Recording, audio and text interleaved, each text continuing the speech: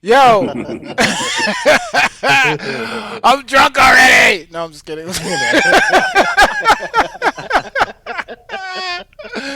What's good? What's good, ladies and gentlemen? Welcome back to another episode of Roti and Poutine. I am your weird ass fucking host, the MC Armani Rain. I am joined once again with the T dot, the R dot, the A dot, the C dot, the historian himself, MC Bubba, aka the historian, aka the valiant MC. It is our 1 year anniversary. Shout out Sugar Brat, shout out MJ, shout out the entire rap team who shows up every single week. We have a very, very, very special guest with us this week. Man, for I don't know how long, everywhere I go, his name comes up. It's good that we're having him on a year anniversary because I'm pretty sure 80% of the guests that have been on here has spoken his name at some point. He Whoa, just random movement. put out put out an album last year. You guys should go peep it. It is literally everywhere. It's called Lost on Purpose. He puts Oh out. man, Yo, I'm not done. I'm He put out. yeah. He We're puts just out a monthly reacting. podcast and also is weekly on Base Drive. He is the U.S. representative of all time. I am fucking sick with intros, yo. But please make some noise for the 1 year anniversary guest, the one and only Random Movement. How you doing, man? I was gonna make a graphic for our joint, but I didn't have time because I was moving, so I just broke up some paper. Sorry, That shit man. was What lit, are you right? talking, dude? I did that for Winslow. I did the fucking the paper thing, and he's like, "Sweet." That's what it was an ode to you, basically. It's all an ode to me. I know. I know I know. everything I do is basically just just trying to give you It's all props. right. It's all right. Yo, I'm fucking in a good mood, man. Like I just finished 4 days of moving and I am now in my humble abode. I missed you guys. We took off for a week. We was like one I year know. anniversary. What are we gonna do? We were like nothing. Let's take off instead. That'll really throw them for a loop. And now we're Let's here, make him man. feel it. That Hey, is true. shout out to everybody who hit me in the DMs like, yo, our Thursday was fucking terrible without you. Like that made me feel great. Not that you had a Yep. terrible Thursday that you missed us. Maybe a little bit that you had a terrible Anyway, let's get to the guest. Um, Mike, Random Movement. How are you? Howdy. How are you, good sir? Pretty good. Busy as shit. I like Life has that. been good though. Yeah. Been very good. A lot of little projects popping up all of a sudden. A lot of Mm. other non-related to drum and bass projects too. Ooh. So the wheel keeps on turning. It's been good. In It's the been midst of a surprisingly pandemic. productive We hear it during a Random. pandemic. We here at Mhm. Roti and Poutine are very fond of wheels. Oh. How did you guys come up with this name? Help me out. Well, Oh boy. Roti and Poutine. One Have we talked about this in every episode, or? pretty knows? much. This is Who the knows? first time I've tuned in. Not really. Oh, he's Honestly, never watched this. it's actually only come up like 3 times. Out of Wow. 75 episodes we've done. But so everyone does. It used to be called Rapper Talk. Okay. Um, First of all, it's not a bad name because TC It's a bad name. has a It's a bad podcast called name. D&B Talk. It's not a bad name. I love that name because I came up with it in the blink of an eye. So it was called Rapper Talk, but that was a horrible name according to these two. So we had to change it, and for Whoa, weeks whoa, we didn't whoa, know. I wasn't No, bad don't about fucking it. back No, up you now. got my back. It's Don't all right. back You up can now. do that. You was You got definitely my back. You got Team me. Valiant for a very long time. It was like, I mean, I think he's right. We got to change it. You don't sound like that, but that's how you sound in my head. So anyway, That's how he sounds. so- you didn't say it. You said it in a real cryptic way, like you do everything else and shit. So so we came up with Roti and Poutine because I am myself and Tracker of Guyanese descent, and we love roti. Valiant MC has moved to Canada since leaving Buffalo, and their delicacy is poutine. RAP My still. favorite. All right, RAP still spells rap. And that was funny to us, so we just ran with it, and it rolls off the tongue, Roti and Poutine. Yeah, it's great. Yes, What does rap mean? Roti and Poutine.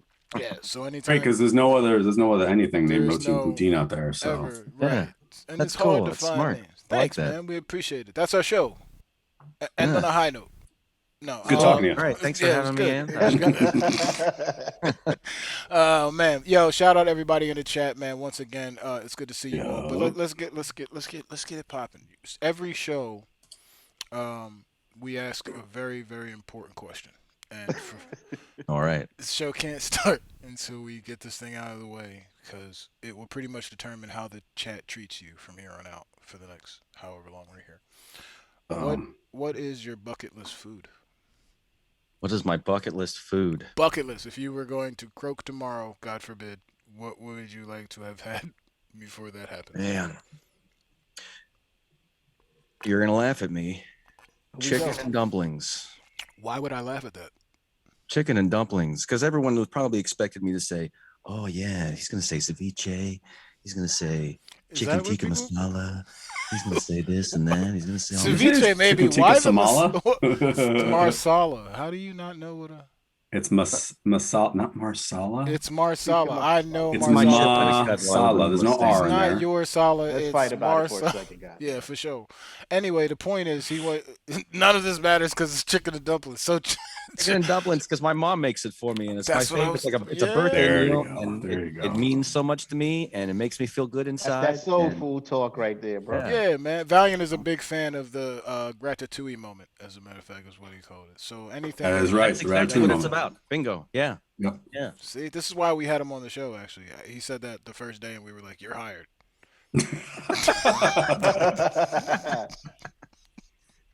Come on, we all know you were going for your white boy quotient. Yeah, we needed you know, that. like, you need to tell me white boy.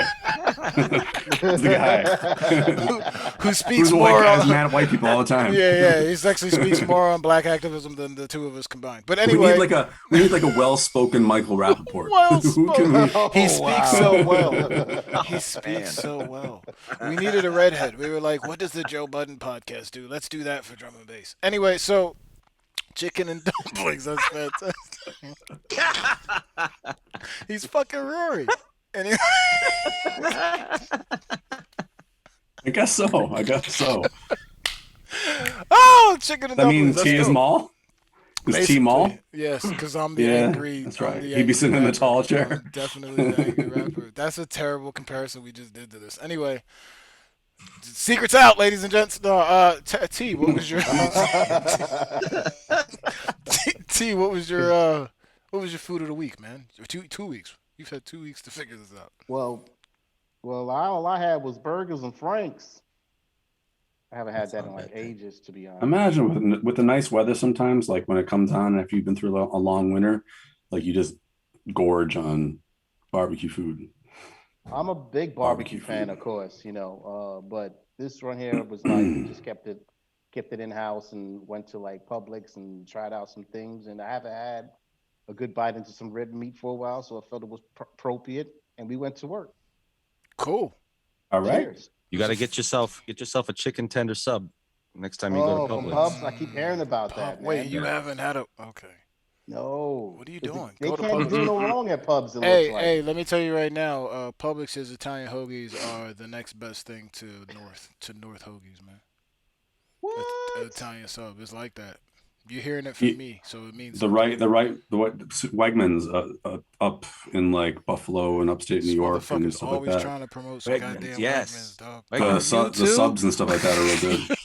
God Wegmans damn it. makes this finishing sauce stuff. My wife and I were coming back through Philadelphia a couple years ago, and she packed a bunch of Wegmans finishing sauce in her bag, and we got stopped by the guy because it's over the 3.5 ounce limit or whatever. And he pulled them out, and looked at him, and he goes, "Yeah. No I don't problem." like He's like this. Wegmans. I get it. Oh, I get it. Wegmans. I just yeah. don't like. Florida, you got I don't a like. Wegmans. I don't like the sound of that finishing sauce. Anyway, Valiant. Yeah. What? It's gross. Valiant. Like CJ, yo, Franks, man. I eat Franks out here. Nobody hasn't heard the word Franks in a while? Valiant. What did you? What's your food of the week? God damn it. 2 weeks. This is what happens. This is what happens. It's Yeah. your fault. I know we didn't even talk all that much At all. throughout the week. We were like saving it up. Yeah. No, I just made the chili nachos last night, and then tonight I had the sweet potato tempura, and that's all I ate for dinner was sweet potato tempura because I got full. I got too full real quick, but I love sweet potato tempura. It's like one of my favorite things ever. Tempura So is shit no Nice. matter what. yeah. All right, Well, I mean, it depends. I mean, you could do tempura batter on some nasty. I haven't had bad tempura with bad batter yet. No, I don't even want to think about that. I don't even want to be jinxed with that. Yeah, that's you know what I made? Yeah. I made one time at a dinner party. I made my ex. We made tempura ice cream. Whoa. Yeah, we took green tea ice cream and we did the fried ice cream thing with the tempura batter. And yeah, it came out really cool. It came out really good. I wasn't expecting it to survive. You be chefing up some shit at your house, bro. I might have to stop by. Yeah, I can, but sometimes it doesn't really. I don't know. I'm everybody in the has kitchen, but I'm not really great in the kitchen. You know what I mean? Yeah. Yo, just a real quick story for everybody. It was around Christmas time, I believe, and V ended up talking about dessert with us and how much his family made so much dessert, and he was like, "Yeah, they make a lot of dessert." Then he showed us the picture, and it's literally wall to wall. Well, no. We didn't make those desserts. We ordered those desserts. Well, one way I was gonna say it don't even matter. You had too don't much. Even matter. It's just I've never seen that much desserts ever in a picture. And my mother-in-law we're convinced you only overboard. bought them because you didn't feel like making them all. I feel like you would have made them if you had. If there was a possible time and way, yes. Hey, real quick before we continue, I want to say D-Fly. Yes, this is pre-recorded. Oh, what up, D-Fly? Don't let him do that to you. No, it's an obvious joke. Man, he just ruined the joke. It's fine. Don't worry about it. Oh man. Yeah. I have been eating fast food for the last. Actually, you know what? I went to Nick's to do the album, and Nick made a wonderful bowl of yogurt that I thoroughly enjoyed. It had some date syrup on it, and I've never had that before. So we use that instead of honey, man. Yeah, granola, some blueberries, date syrup, strawberry, bananas, some granola, and some date syrup. And I was like, "What the fuck is that?" And he was like, "Try it out. It's good." And it was delicious. So that's my story. Great. That sounds great, though. I figured as much. I thought you'd all be pretty hyped on that. You know what I mean? Yeah, I'm hyped just hearing about it. Good times. Date syrup. Roti and Poutine. You know, I gotta say, Mike, you kind of right now sound. Do you guys have you seen Surf's Up? Oh no, the penguin surfing movie. Oh no. Yeah, I actually have. And the guy that plays like the asshole penguin is the same dude that he also does. He did Batman's voice, and he's the guy that wears those Zubaz and Napoleon Dynamite. He's like, no one wants a roundhouse kick to the face with these bad boys, that guy. Yeah. And he's talking. This is a great. You gotta like him. You gotta look it up on YouTube. This is a great part where he's talking about his ladies, and his ladies are all his trophies, and you totally sound like him right now. Yep. Damn. All right. That was a long, hard punch. Like this. Look, we got it out the way. We know what everybody's. Can you just say is. No one wants a roundhouse kick to the face wearing these bad boys? No one wants a roundhouse kick to the face wearing these bad boys. See, he does sound like him. I like it. That's really good. We don't know. What's I almost have an American flag bandana laying around here somewhere. Swear, somewhere around here. Granola and penguins, motherfucker. You welcome to Roti and Poutine. Is what you signed up for. Subscribe. Subscribe to the channel. This is what we're here for. Hey, man, look, so we're going to get into it. We got your food. We got the particulars out of the way. Now let's get to the real hardcore and being serious here because every week we want to ask, let's hear the origin story of Random Movement. We like to ask the guest, what was your first experience of music? But before we get to that, why'd you call everybody a wuss, man? That was a stupid thing to do. Boy, that was a stupid thing to do. You know why I did it? Because I looked at my following and I saw 81% male following on my page. I would have got mad too. And that's why I did it. Some of these guys get really upset when I say this. Yo, yeah. So that's what happened. Man, talk about the easiest. That was kind of a dumb thing to do. It wasn't though. It wasn't that. I was looking at this what is everyone mad about? Relax. Just calm down. People don't like it when you point fingers like that. It's all right. I don't know. It seemed like the right thing to do at the time. I was just trying to encourage people to not be afraid of getting jabbed. And because there's a lot of fear. And I mean, rightfully so, I guess, right? Totally. We're living in the strangest. We are living in fucking insanity in this alternate timeline shit. no one knows what the right thing is to do. I got 4 doctors in my family that all tell me to get a shot. I'm going to get a shot. That's where I'm at. There you go. And I figured that's, I'm around a number of 60 and 70 somethings living in Florida. I play live. I'd say a lot of 60, 70 somethings. Be surprised, man. They like to drink around here. And I'm playing in a lot of these open air venues where we're still one of the only places. I think Florida is the only state that hasn't had a mask mandate ever. Nope. Wait. Before you say that, yes, this was Palm clarified Beach by County Track. just dropped the mask. They just dropped the mask mandate. Yeah, they do it on a county by county basis. Right. They don't, or a lot of times it's a city ordinance thing. Right. Like my city had it for a while, and now it's like up to the businesses. Pretty much So same shit here. Yeah. it's just very strange. And I really tried hard to get my unemployment benefits with the state, and they make it unfreaking real. Yeah, that is the one thing I heard about Florida, how bad it is and how much. I don't even want to get into it. It's frustrating. They were like, we didn't shut down. What do you need unemployment for? Yeah, the businesses are open. I've still got to pay my bills somehow. So I'm going to play in these little bands that I've been playing with for the last 6-7 years or whatever. That's what I do in my off time away from Random Movement, is playing live venues and stuff. And they're all open air. What type of music? We do a lot of classic rock. A lot of I'm in a 3-piece. We're called The Broke, and we do a bunch of funk and soul covers. I mean, in all fairness, you do look like the Fish type. So, Oh, I get that a lot. Right. So I'm saying is like I was picturing either classic rock covers, or some jam band stuff. Yeah, that's happening. All of that. Yeah. Oh, all right. Right on. Bro, Yeah, I've been trying to catch you in action too, bro. So just let me know whenever, bro. So.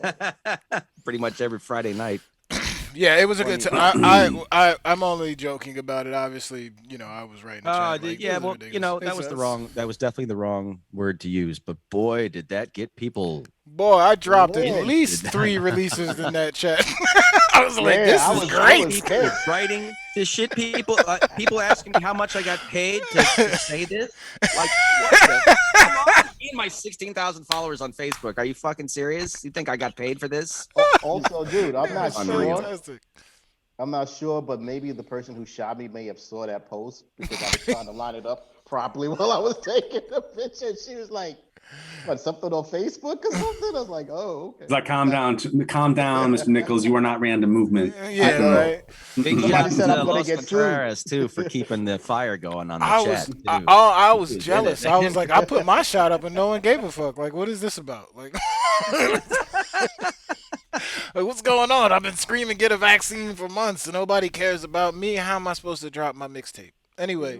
What I can't figure out about the whole vaccine thing is that all these people keep on saying, man, I had a rough couple of days after that vaccine, and I literally did not feel anything. Well, calm down. I'm not doubting people's experience. I'm just saying. My wife and I got our shot on the same day.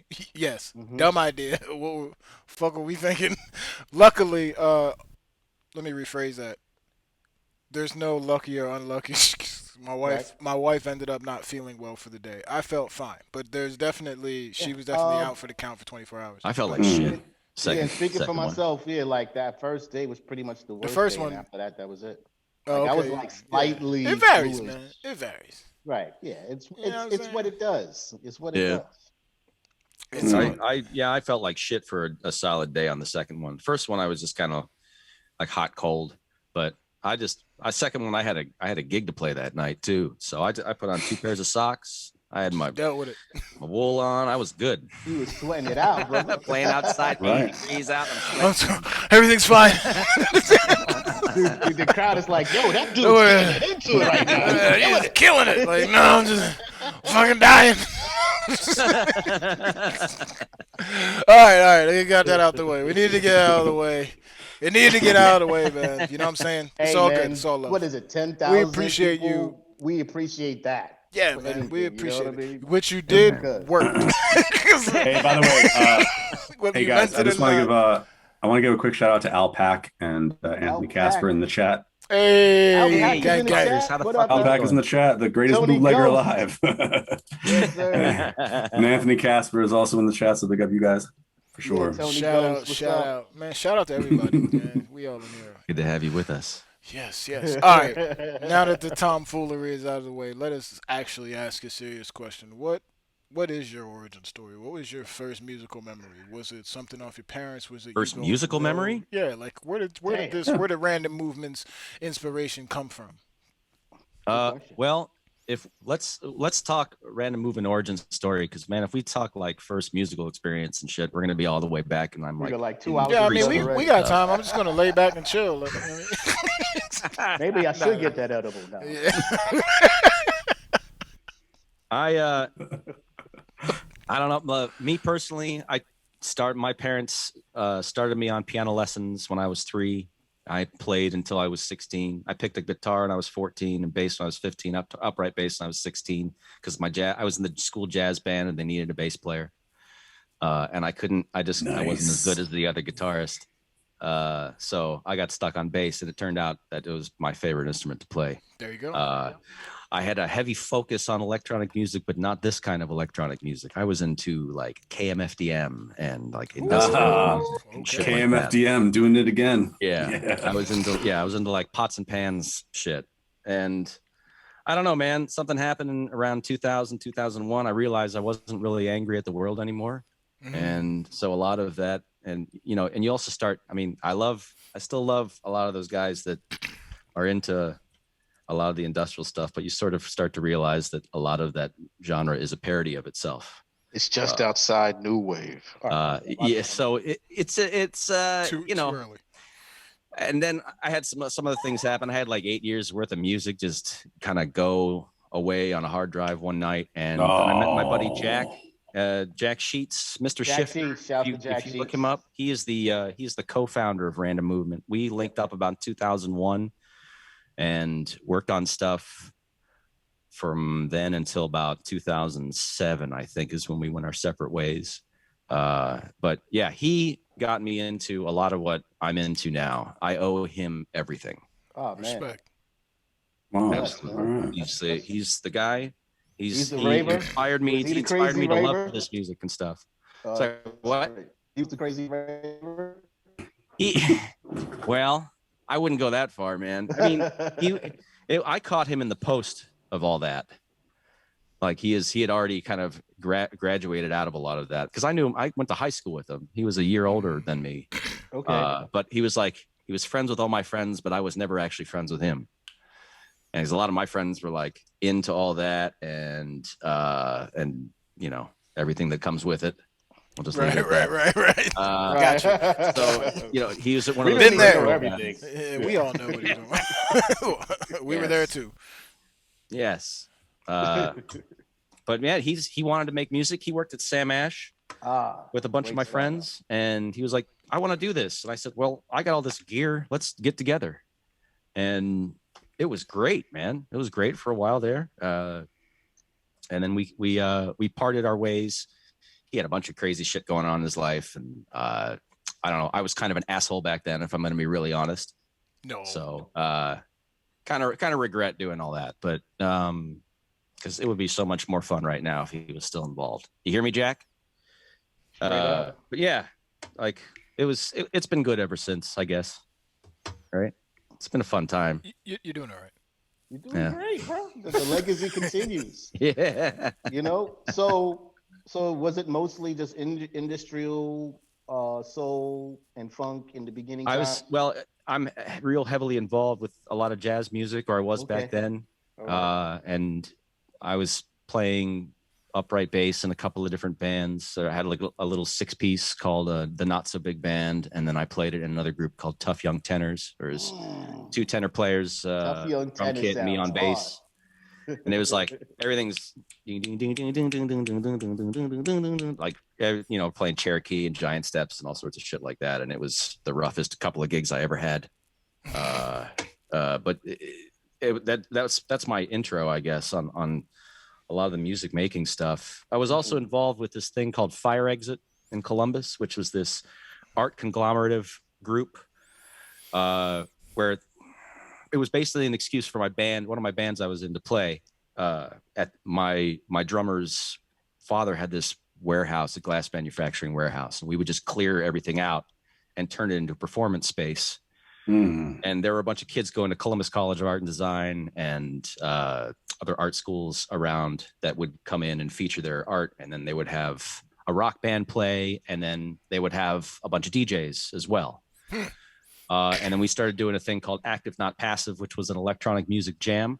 Okay. There would be 4 turntables, a drummer, and a bunch of guys with keys. Maybe there was a violin player one time, a flute player, and we would just jam out till the sun came up. Pretty much every time we did one of these shows. It was best, most awesome music experience I've ever been involved in. And I was gonna say, man, that sounds super litty. Like to combine both worlds like that in a jam atmosphere, man. It was the way. It was the way. It like just talking about it right now, it gives me the goosebumps, man. I was gonna say, like, inspiration I feel just thinking about how it's such a cool thing. So fucking cool.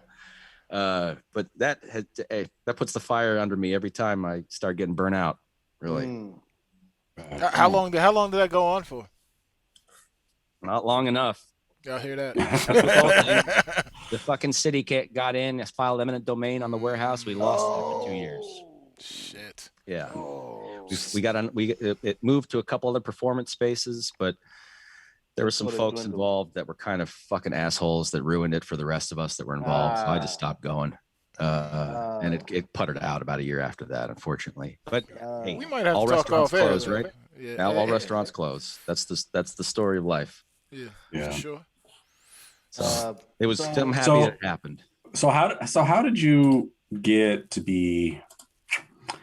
I don't want to say like specialized, because obviously you don't specialize in anything. You're kind of a Renaissance man. But how did you find drum and bass, and how did you figure out that your connection to drum and bass was going to be a fruitful one, or was it sort of an accident that you stumbled into it? My cousin Luke made me a tape in 1996, and it was logical progression. There it is. A and Cable, B. raise your hand. Yeah. And he worked at a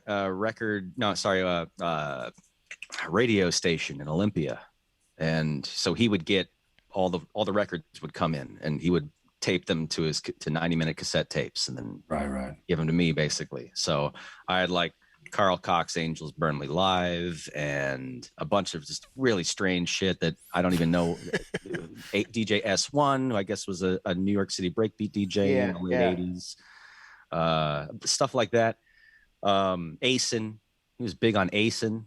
But yeah, it was logical progression was the one. And then my drummer guy that I was telling you about with the glass manufacturing warehouse, he shows up and says, "Hey, have you heard this?" And he played Rings Around Saturn by Photek, and he started reincorporating the drumming from that into a tune that we were working on at the time. So a lot of that was feeding drum and bass and jungle at the rhythms, and the middle melodic elements were feeding other music that I was into at the time. Interesting. Instead of the other way around. And then I was at a night in 2001. My buddy Jack was DJing.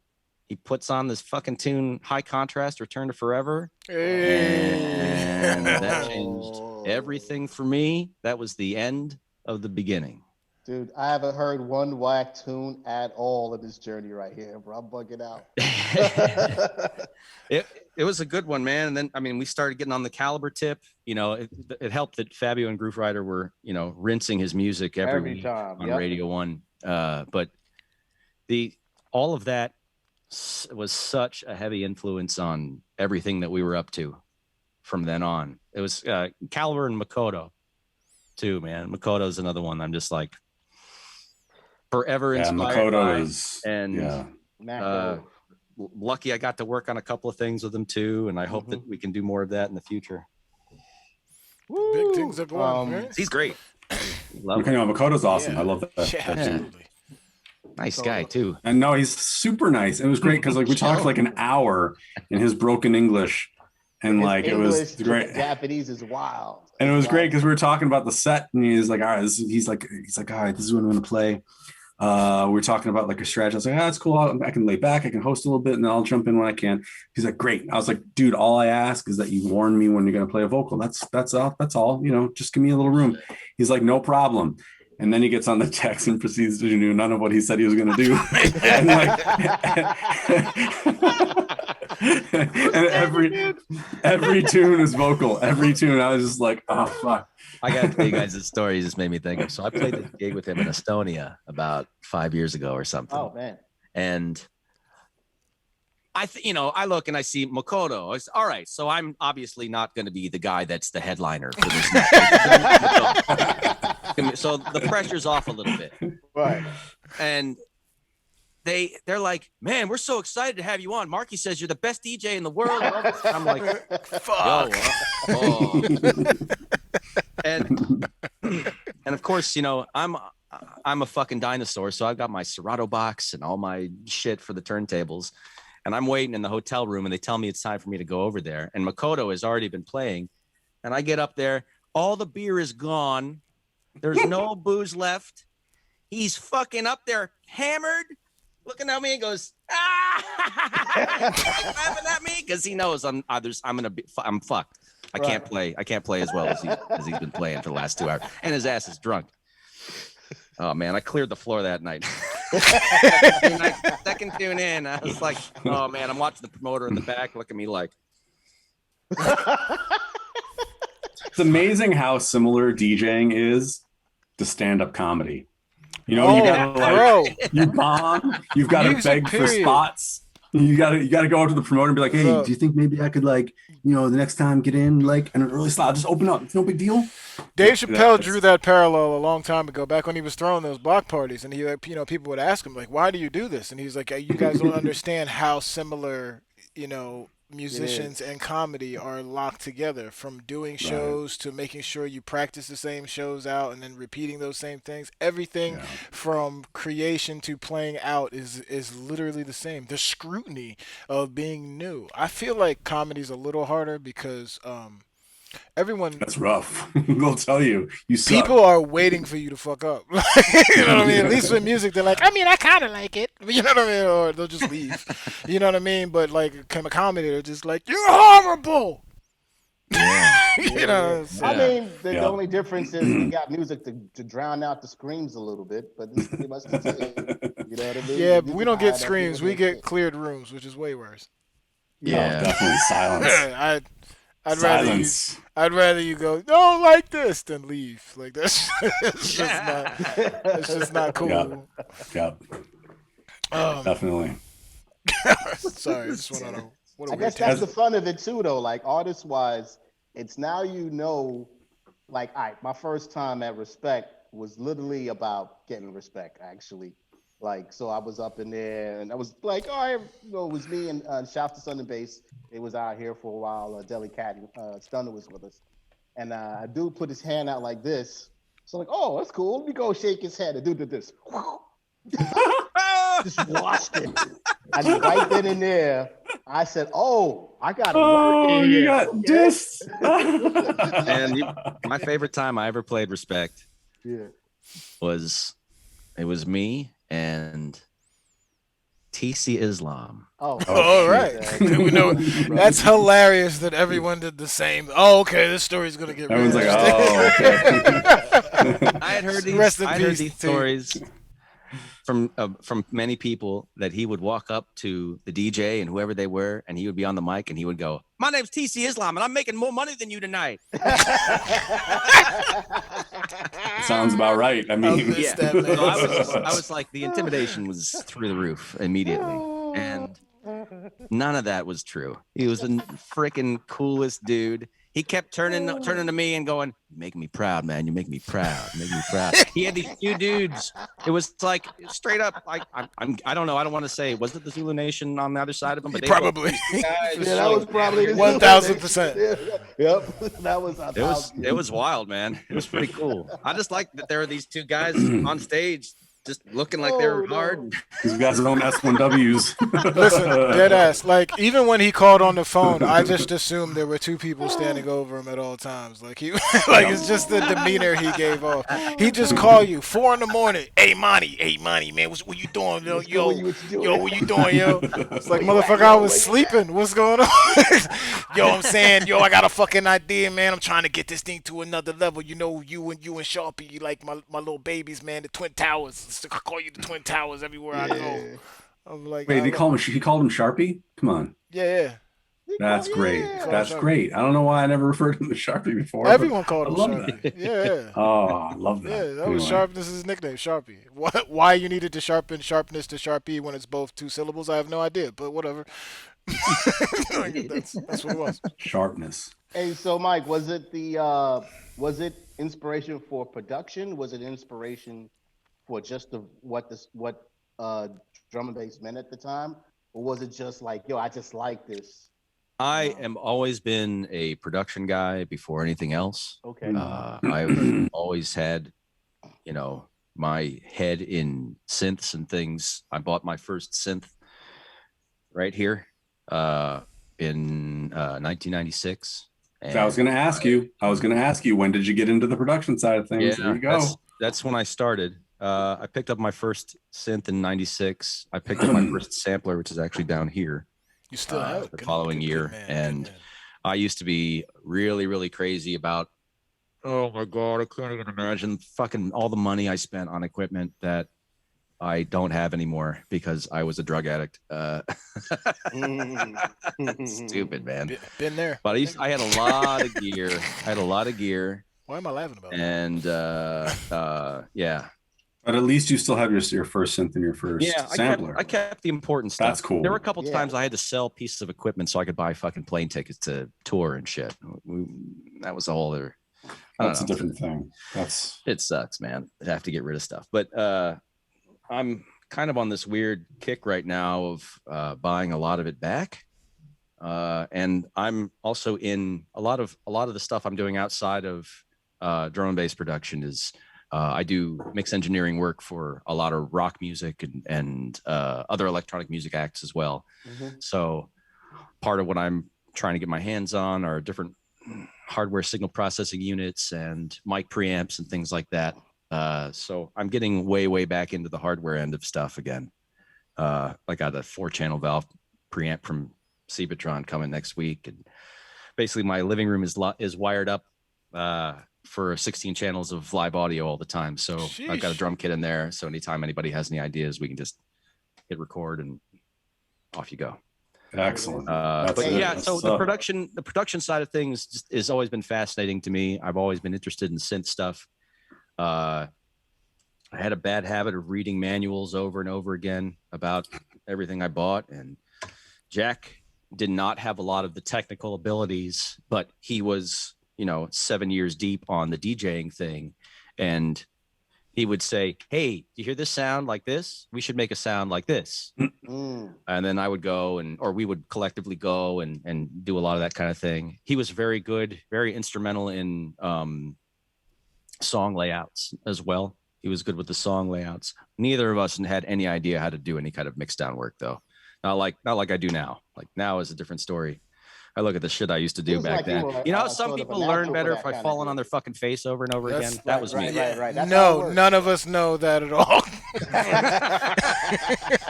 We've been just hitting home runs from the jump. There's nothing like I'm seeing on the radio and people calling in and be like, tell that MC to shut the fuck up. Yeah. It's great. It's a great uplifting feeling. My career started by getting booed in front of thousands of people. That was, you know what I mean? Hey, you know what? To share a quick TC story as well, like my first real time was him dragging me to the spot. I'm still hip hop is fuck for the thing, and he gives me the mic out of the blue. And all I'm doing is what I see out of every hip hop dude in the world. And when I was trying to get the crowd to move, I was getting revved up because I was like, put your hands in the air, everybody. You ain't gonna put your hands up. You ain't gonna put your hands up, you fuck. And he just grabbed the mic and was like, yo, chill, Track. Yo, chill. You too wild right now. You were like Snoop at the Sorcerer Wars. You'd be like, you don't got no love for track. I was on that shit, yo. That's like very beginning moments for me right there. It was Man. TC right next to me on that one. There's nothing worse than be like, somebody say yo. Everyone's And like, nobody does nothing. Hello? Hello? Oh God. Oh God. Hey, real quick, Mike, you bringing out the gods. Oh, Shout out to man. my man Raw Q. He's up in here in the check. oh yeah, man. We got some MVPs in here. Absolutely, Yes, man. Oh man, that's Legendary great. fam. We do. We got a lot of historical figures in the drum and bass world up in the chat. Welcome to the Hall of Presidents. That's right. It's a great, big, beautiful tomorrow. Anthony Casper's like, I am Anthony Casper. Hello. Have you gone to the Hall of Presidents before? It is weird. No, I've never been. The robot presidents, they're just like, I'm Abraham Lincoln. And they like do that move like little breakdancers, except they're actually robots. And they look like the beard is like kind of falling off a little bit. And you know what I mean? They look dusty. And, yeah. I would so sneak in there and swap the tape out and put some different music in. You're assuming that they have tape. That's the greatest come on, thing. you know, touch that ancient shit. Oh my God. I like to hope that they have a record back there. Like, look, Mom, it's John F. Kennedy. Wu-Tang Clan ain't nothing to fuck with. You're like, what the fuck is happening in I here? was about to say, if it's government owned, it's probably tape. Maybe late as hell or technology for real. But I was actually walking through Epcot Center, and they have, because right in the middle is where they have America, and we did every single country. Of course. And my daughter was like, right, of course, like in the center of it all is the greatest nation on the planet. And right as we went in there, they had that hall full of everything. And as we were walking by, my daughter was like, Dad, do you want to go in there? And I was like, jokingly, I was like, nah, it's just full of lies anyway. And the lady that worked there was like, yeah, pretty much. I was like, all right. Just keep it moving to Japan. let's get out of here. She's like, I'm using the Disney machine. Okay. I'm here to collect a check. That's what that is. Don't waste your time in there. They don't like your kind. Anyway, so what up? Let's get back in track here, brother. Let's get back on track. I'm sorry. I'm not sorry, but I am, to an extent. Mm-hmm. So Mike, what was your first release? First release was a track. It was a single that came out on Oregon, which was a breakbeat science sub label. Oh, okay. All right. Came out in 2003, I think. Right on. 2002, something like that. It was What a Woman and Life Giver were the name of the two tracks. I think that it never made it out of white label. Well, it didn't make it a white label for a long time. And then I think they like re-released it or something. I can't remember what they did. They did something weird. That's when Random Movement was still a duo? Yeah. Everything up until the second Innerground release. Okay. Second Innerground single. Random Movement was a duo. Pretty much when the first Innerground EP that I did dropped, that was when it was me. That's the one that had like Psychedelic Drain Pipe on it and a couple other things. The Her Song EP, yeah, with my fucking ex-girlfriend on the front cover. What a dumbass thing that was to do. Hey man, sorry, Mindy. Wow, names and all. She's like, I am too. Jesus. Minnie's with us right now. Like, don't worry about it. Like, don't. No, he probably reached through the fucking speaker and try and kill me. He's like, yeah, I'm sorry too. Oh Lord! Right? Is everything all right? What's that? Is everything okay? So Psychedelic Dream. You know what? We normally wait. I like the episodes where we interject in certain moments and play some music. And since you brought it up, why don't we do that? You know what I'm saying? Do you mind? Do you want to go ahead and jump right into that? I don't care. Give us whatever you want. Thanks, I appreciate your cooperation. Which one? Your own show. It's cool. Yeah, no, it's fine. Why don't you give us a little more backstory on that track itself, the Psychedelic Dream Pipe? Well, let's see. Where do I start? It began in Africa. Yeah, I think I was still doing a lot of drugs back then. So psychedelic drink pipe a lot of probably. typically if the song had something to do with psychedelics or mushrooms or something like that, like there's a track I did called Sabina. That was that's named after Maria Sabina, who discovered magic mushrooms. Okay. Yeah, pretty much if it has something like that in the name, I was probably under the influence of whatever it would be that would be related to that. So yeah, there's a lot of that going on. All right. Well, let's sorry, Mom, Dad.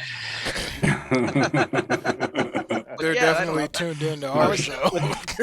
when you're asking me about influences and stuff, I mean, that was just a lot of trying different things and seeing what would work. And there's a Diana Krall track called "Peel Me a Grape." Oh, word. That all the piano samples are from. I don't know where the sax is from, but yeah, I think there's God. I'm really striking out on this one, you guys. No, you're good. You can't. I just like knowing that you sampled Diana Krall. That's yeah, good. exactly. That was fire. Yeah, let's hope she doesn't sue me.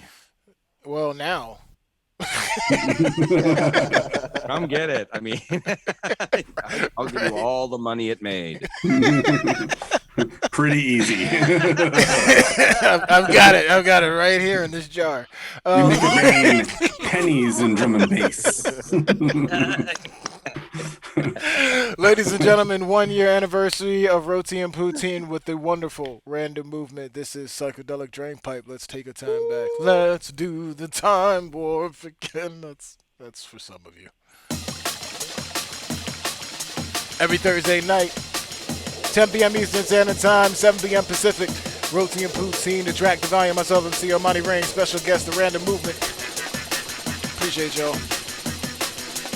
Anniversary emojis in the chat room all night. Let's get it, y'all.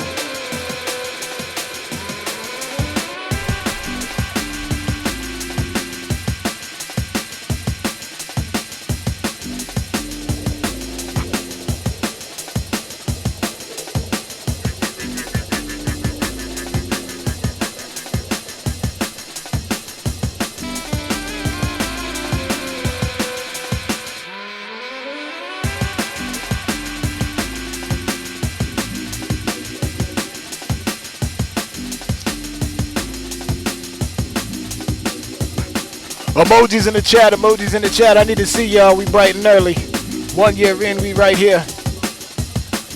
Psychedelic Dream Pipe. Dream Pipe. Marky always said Dream Pipe. Okay.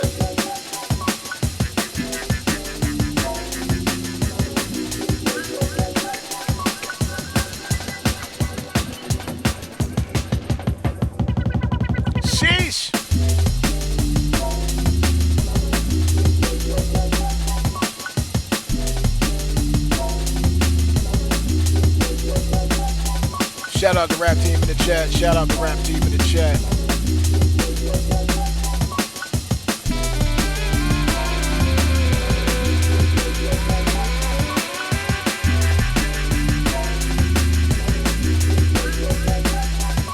Yeah, big up Alpac and Anthony Casper,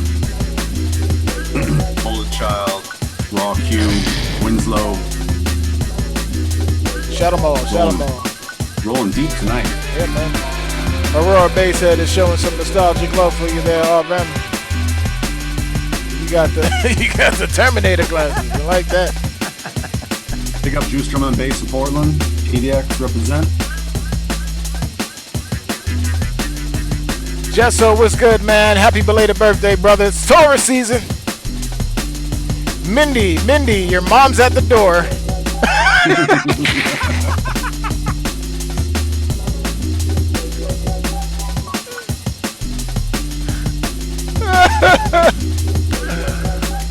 Hey, it's good to be back.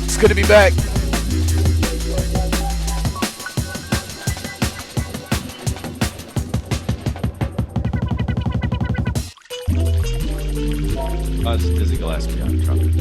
Ah, okay. the sax.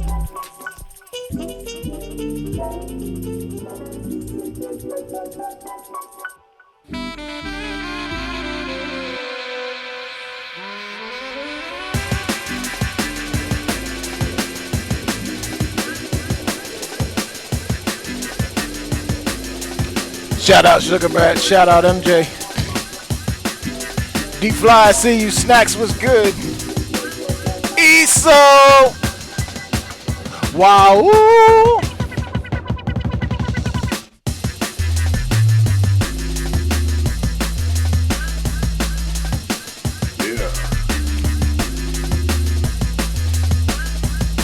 Armando, you know, I was thinking, man. What's that? Mike, you mentioned that you sampled Dizzy Gillespie on that tune, and I was gonna say, I don't know if do you guys remember 3-2-1 Contact?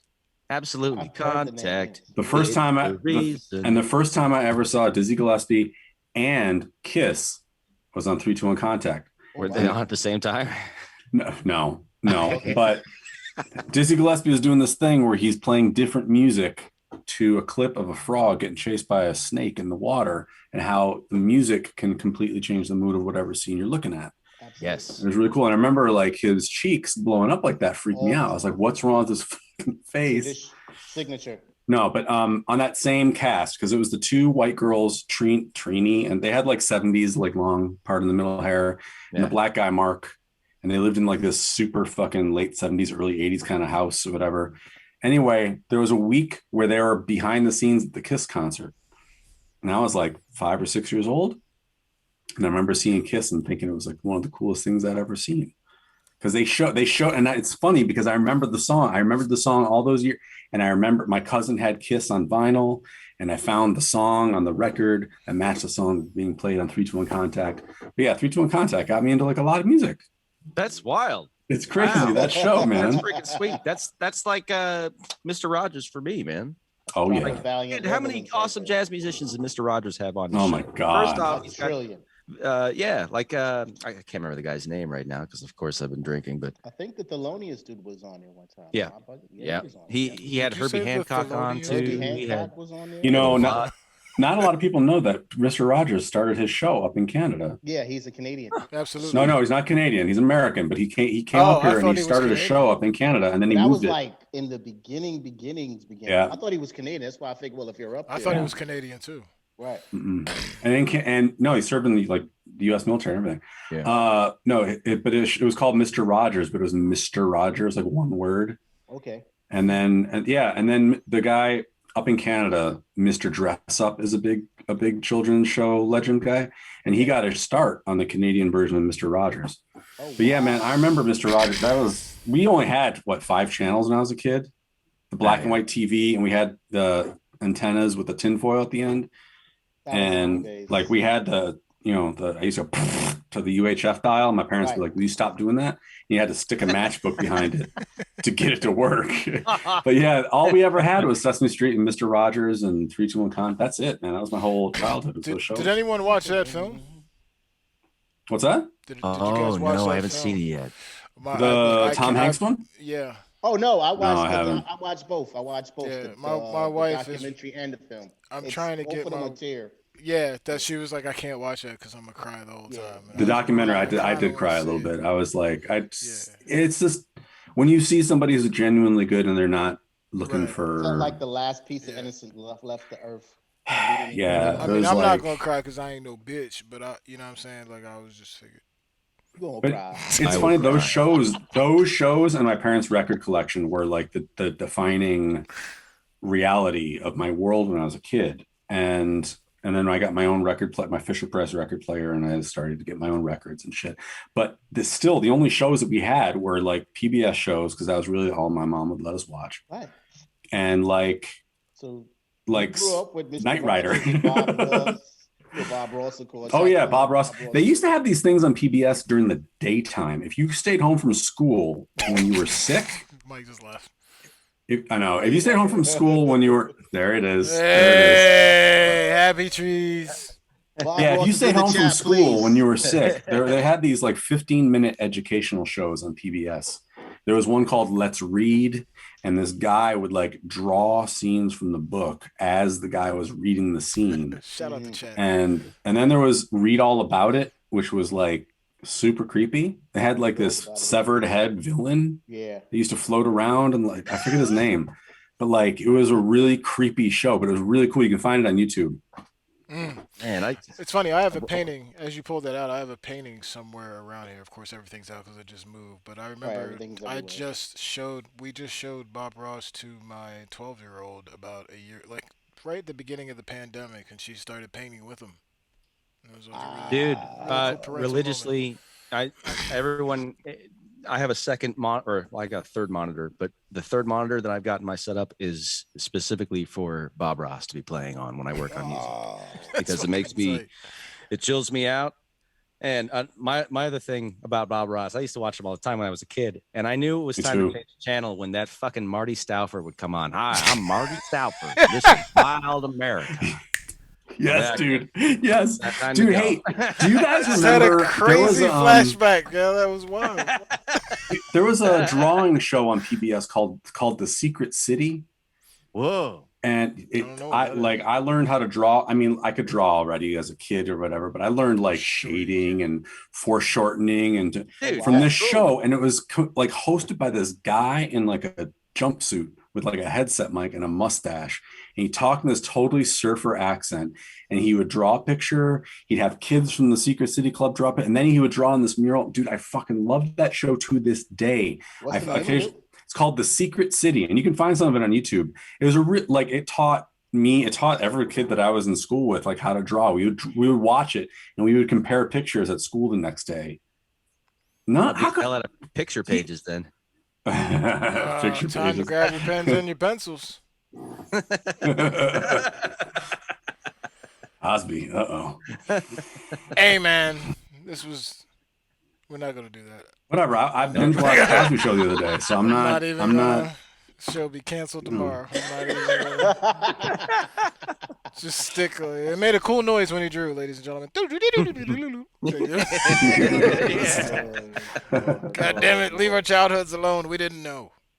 Hey, we did not. The gears up so much, right? But I want to say another arsenal in random movements. Arsenal. Yeah. He's got a couple things in there. It is the lovely Adrienne Richards, who I believe when the two of you guys team up on the record, there is never a wrong to be said about it. You know what I mean? I kind of wanted you just to go in and just what it means to work with Adrienne, because I know it's different. We're not talking about the personal side. We're just talking about how do you guys get along in the studio? Whiskey. Come up with this magic. I like that. Whiskey. Straight away. That's it? Yeah. Whiskey. We need whiskey. We need the room to be not hot.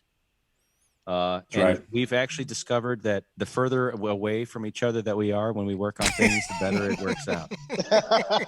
Like if I used to stick her in the closet with the mic, and you know how that is. In about 10 minutes, you're ready to be out of there. That's right. Because there's no AC in there. No, it's Florida. It's never cold. You're going to sweat until you get it right. and she's like, God, I fucking hate this shit. So like, you should listen to the outtakes sometime. It's great. I have a folder of outtakes actually that I keep from all the sessions we've done where she says some surprising stuff. But yeah, what we started doing actually is just the way that our house is. It makes a lot of sense for her to be all the way in our bedroom, which is on the other side of the house, because then I can have the speakers on in here, and I don't have to worry about feedback or any of that kind of shit. Catching into the mic and stuff like that. Yeah, and that bedroom's got a big ass fan that moves slowly, and the air circulates really well. So she can be in. I stick a bottle of whiskey in there with her, and an hour and a half later, we're ready to go. Nice. Pretty much, it works out great. You know what was funny to me as the first time meeting Adrienne, actually, not the first time I met Random Movement, was in North Carolina. It was me, Christian Bruner, 9X, and I think this cat One Does is shouts to One Does from North Carolina. Oh, I remember this. Me and you were rocking hard, right? Yeah. And I had no idea. All of a sudden, this girl keeps coming over to me like, yo, can I get on the mic? You think I can get on the mic? And I kept looking at her like, yo, what are you doing? Right? So I go over and I go, yo, Mike, she's okay? Mike looked at me like this. I walked off the mic, yo, and then right after that, they did what's the name of the song? Never ever let you go. And I was like, "That's you? That's you?" I ran back over, and it became friendship after that. It was just amazing. Yeah, man. Yeah, she is the busiest woman in show business right now. Seriously, like we did a count last month. I think she had 28 shows in a month. Really? She is, yeah. She plays every night of the week, pretty much. And so what kind of stuff does she do? Same stuff as I do. We're in a band together. Oh, you are? Okay. We're in a 6-piece band. I think, well, we're 6 or 7 now. 6-piece band called the Free Whiskey Band. And we do a lot of covers, and we have a handful of originals as well that we play. But she plays solo. She plays guitar and sings, and she's been doing that. Amazing, absolutely. It's pretty awesome. Amazing. Pretty awesome chick. You know, she's been honestly, like, if I could share with everybody, she's been literally one of the integral parts to Step Tune. Like, Step Tune is not Step Tune without Adrienne's effort and input. Like, literally. And she was nervous about me. I'm like, nervous. No. You know, that whole, like, the whole Step Tune song was one of the most funnest experiences I've ever had making music in general. Just because it was like, it started off like, I don't know if this works. Let me just send it to Mike.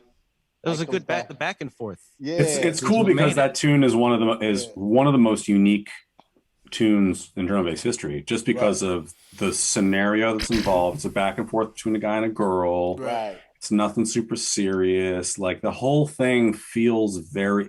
Look, with a lot of tunes and a lot of vocal tunes, even they get long in the tooth. You know what I mean?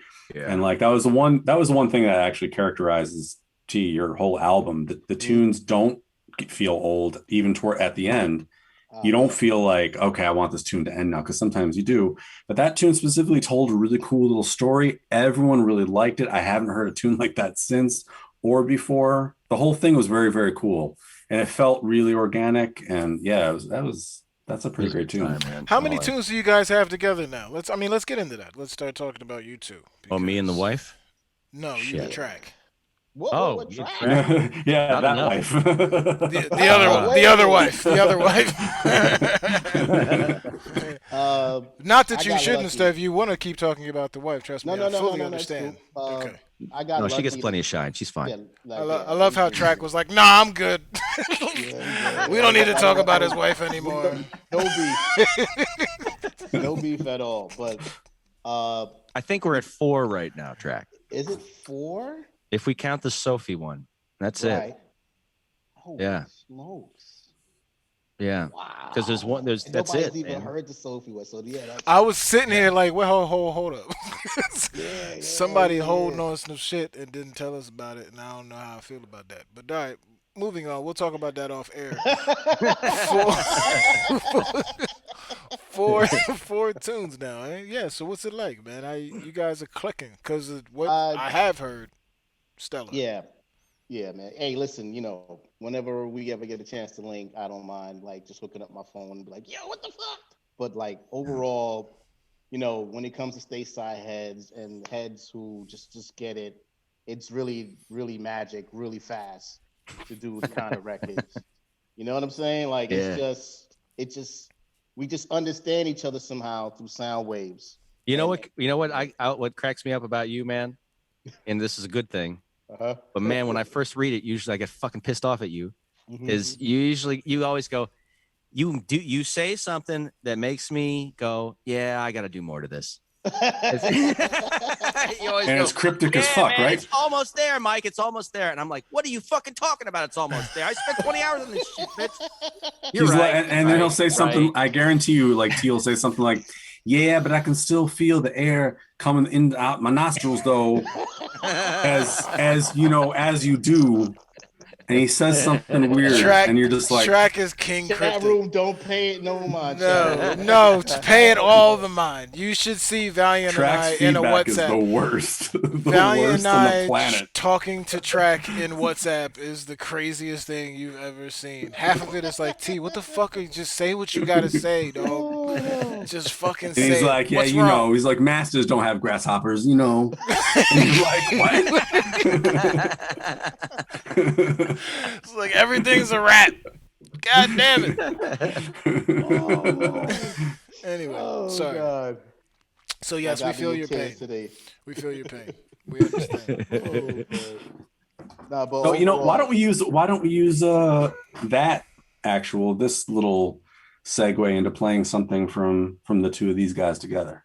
I don't think we have something. We have the Shit, did I forget to send something over with the two of us? We have the instrumental, but not the actual joint. I mean, We can't play "Living in a Dream." What? Oh, we weren't I played- planning on playing that. I We sent can the sing one the that's the words instrumental. together. everybody Yeah, it's fucking just instrumental. relax. Yeah, because I thought that I didn't. For some reason, I thought that all the music was going to be playing behind us while we were talking. I'm kind of glad it's not, because it would be cutting out all over the That place, would be wouldn't it? weird. Yeah, it would sound like shit. Wait, But, yeah, that's my bad, man. No, it's fine. We'll figure it I out. didn't see. We'll I check it, just- check it, No, check I it, thought check it. about it, and I was like, you know Check it, what? check You it, guys check will it. be mad at me for all this doggone trackness that's been going on. Why would Do we it every be week. mad? Why would we be mad this Yeah, time? why would we be mad? You're the, I love you you're guys. the busiest Y'all drum know and this, bass man. MC of the three of us. I Like, love you it's- guys. It's like we've been doing this for a year, and now all of a sudden you care. Fuck out of here. Oh shit. All right, let's scroll through here right now. SoundCloud, because I fixed my computer. Hey, Is the whole song on? like Next episode. Oh man, that sounds good, bro. Next vibe. Roti and Poutine, ladies and gentlemen, every Thursday night, 10 p.m. Eastern Standard Time, 7 p.m. Pacific. The Track the Valiant. We are here with a special guest, Random Movement 1 year anniversary. Let's go! I don't know what that was, but it sounded good. Ain't it? Ain't it?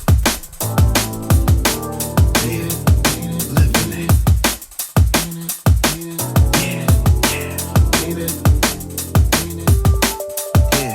Yeah. Ain't it amazing when you living in a dream?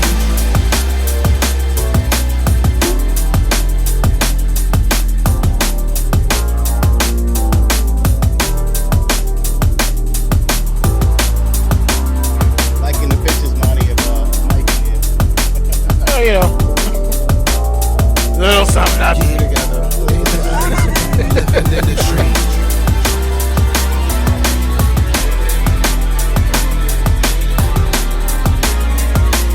It's good to see everybody in the chat. Love y'all, man. Salute.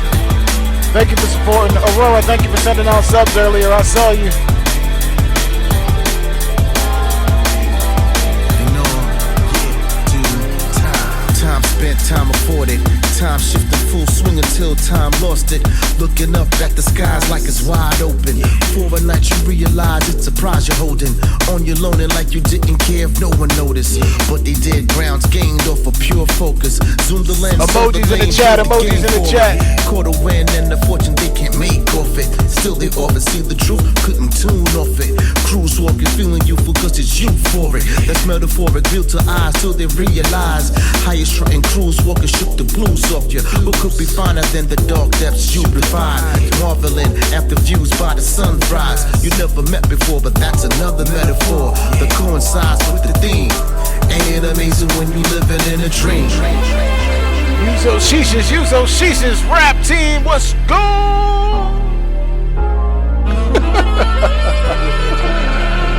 Random Movement, ladies and gents. He leaves the room, hit the button.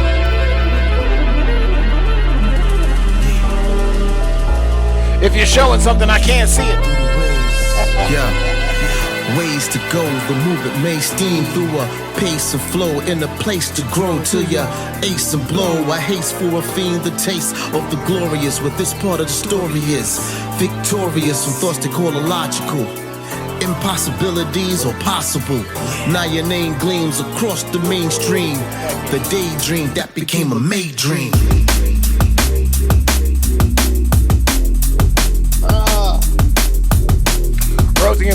every Thursday night, 10 p.m. Eastern Standard Time, 7 p.m. Pacific, 5 a.m. if you chillin' with Dilly, 9 a.m. if you with the G, man. We right here, twitch.tv/Armani Rain. Track the Valiant, myself, MC Armani I. Living it. Sugar Brad, MJ, what's good? Living in a dream. I need 1 year's of emojis, 1 year's worth of emojis in the chat. All right. Let's go.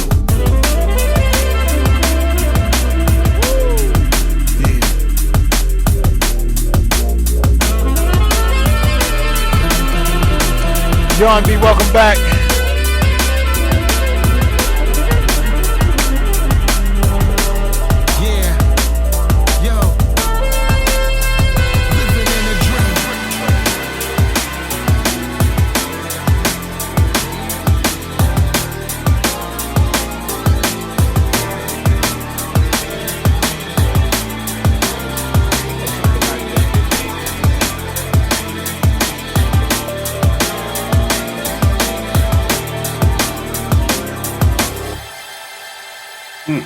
That is a fucking tune. That was a good one. That is a tune. There's a opinion, Terrence. That's the best thing you ever done. Oh, brother, I will take that with me. Well, man. I mean, it's fucking lyrical Well, content. no, dude, when that tune dropped, you even Think. said that yourself. You're like, I think this is the best thing I've ever done. Mhm. Oh, So, yeah, for real. I want So, I want to clarify that Valiant meant that in the most genuine way possible. Yes. So Yeah, that no, I'm sounded serious. great. Like- I would. I know. V's Just so gonna you do know, that. Track was like, "Yeah, I'm fucking dope." That's not how he meant it.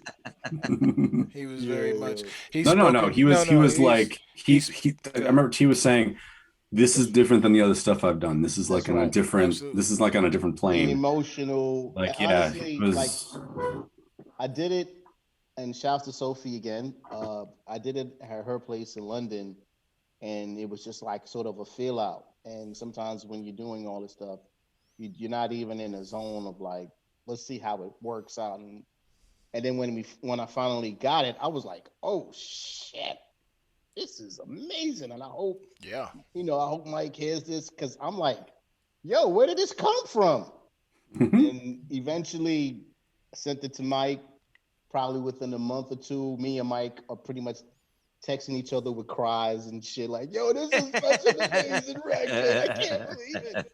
So it was like that kind of bondage going on. And, the record speaks for itself. You can catch the video on my page. Yep. Also, thanks to Random Movement for allowing me to express a whole nother side that I'm still learning, which is visuals. That was literally my first visual sort of And you crushed directorial it. debut of sorts. And you It was crushed all it. right. It was a headache as hell, but we got through it. Yeah, You good. weren't It was supposed fun. to. You leave that part out. It was Yeah, fun. That shit was easy as hell, dog. It was such creative fun. For those who are here in the chat live with us, live and direct, Sugar Brad has put the link for Beatport. You can go grab that track right here, right now. Support your artist. Support Grab your the whole album. album. That whole album is fucking. Yeah, grab the whole. flames. I was just Stateside saying that the classic. link to that specific song. I will get there. Right. God damn it. I'm sorry. So, hey, Mike, I actually want to ask you when it comes to Flight Pattern, the visuals of Flight Pattern, the artwork that comes with all. Is there who does the art for you guys? Dan Eshelman. If he makes music under the name Akura Tide. Oh, He's got a okay, second yeah. album coming on Blue Martin pretty soon. Mm-hmm. Oh, I didn't know he does the art for you. Okay, man, because the he's art is one of those mad things I talented. really like about your label. Like the visual that you The put forward is birds. really The cool. birds, yeah. Not just the logo, but I mean every fucking piece of artwork that comes with every release is really interesting looking and very different. And it has a slight, almost like late 70s prog rock feel to it. Yes, good. Which is real exactly fucking it's neat. He gets it, bro. That's what he Yeah, said. V's on Gets it. We don't call him the historian for nothing. That is in tune. But When no, you but need obscure even white references, yes. God